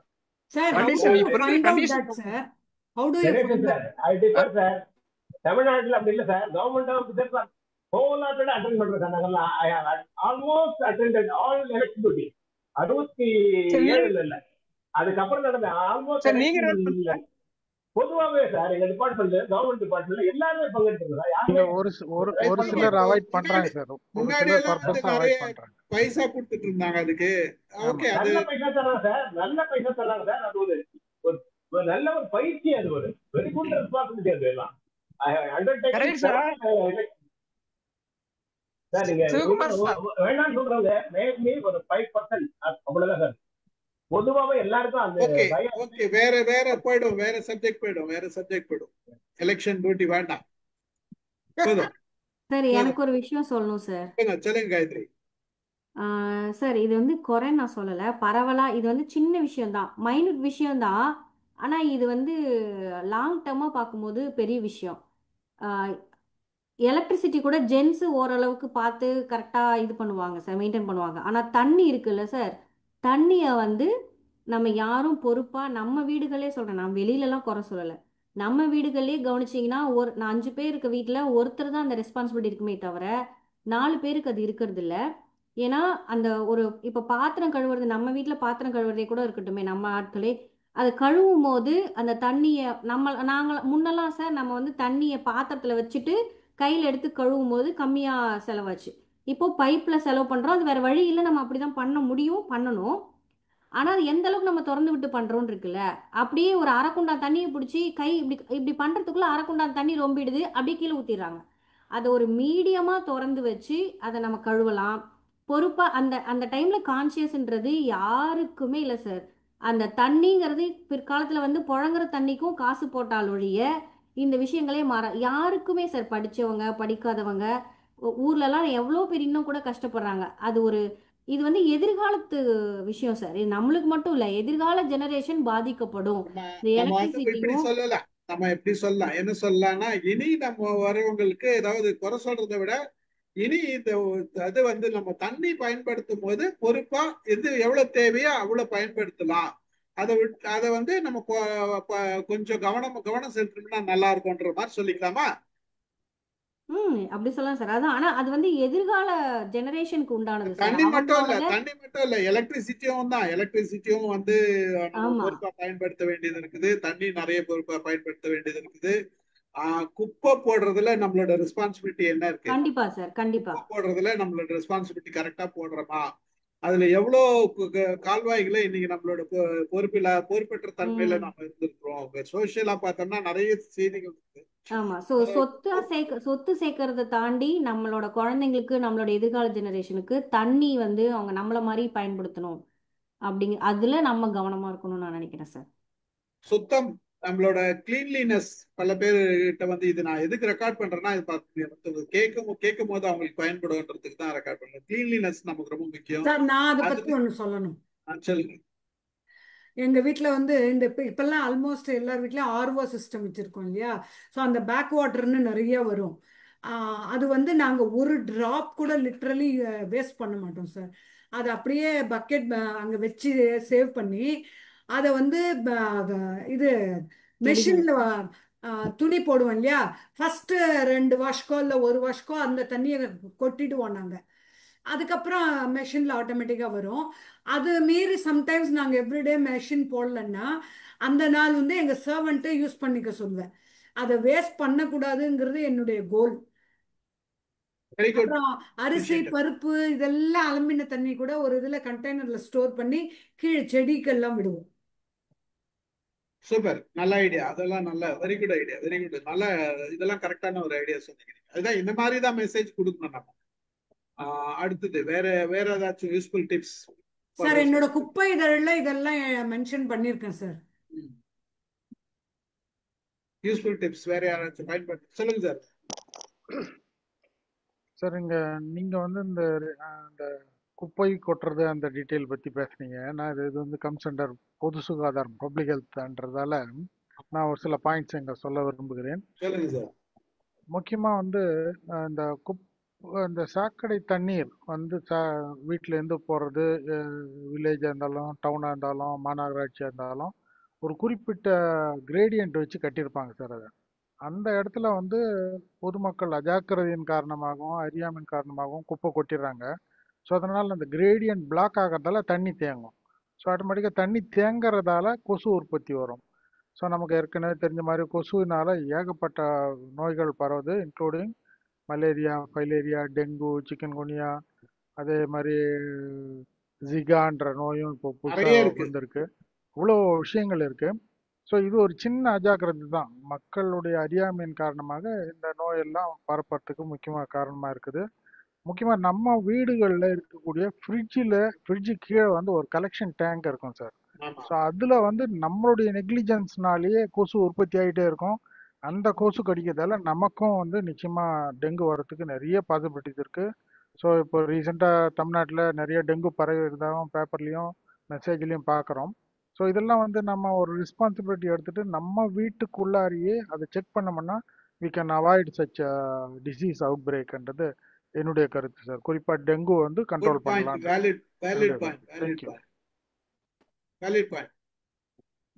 நைட்ல இந்த இது இருக்குல்ல கமோடு, அதை க்ளோஸ் பண்ணிடுறது, அந்த தண்ணி பாத்ரூம்ல இருக்க தண்ணி எல்லாம் கீழே கொட்டி விட்டுறது. ஏன்னா அதுலதான் வந்து முட்டையிடுதுன்னு சொல்றாங்க. அதனால அந்த கமோடையும் மூடிடுறது. அந்த 2 பாத்திரங்கள்ல இருக்க தண்ணி, அதான் 2 வாளியில இருக்க, சின்ன வாளியில ஒன்று இருக்கு, பெரிய வாளியில இருக்கு, அதெல்லாம் கொட்டி விட்டுறது பரவாயில்ல. இன்னொரு வாளியில இருக்கு, அதுக்கு மூடி இருக்கு. அதனால அதுல மாத்திரம் தண்ணி ஏதாவது அவசரத்துக்கு வச்சுக்கிறது மாதிரி நம்ம வீட்லயே இதெல்லாம் இருக்குங்கிறது மாதிரி. ஆனா ஃப்ரிட்ஜ்ல கீழே இப்ப தண்ணி தங்குறது இல்லைன்னு நினைக்கிறேன். எங்க வீட்டுல இருக்க ஃப்ரிட்ஜ்ல தண்ணி தேங்கலைன்னு நினைக்கிறேன். ஒவ்வொரு ஃப்ரிட்ஜு வித்தியாசம் இருக்குன்னு நினைக்கிறேன் அந்த மாதிரி. நிச்சயமா சார், நிச்சயமா. ஓகே, வேற ஏதாச்சும்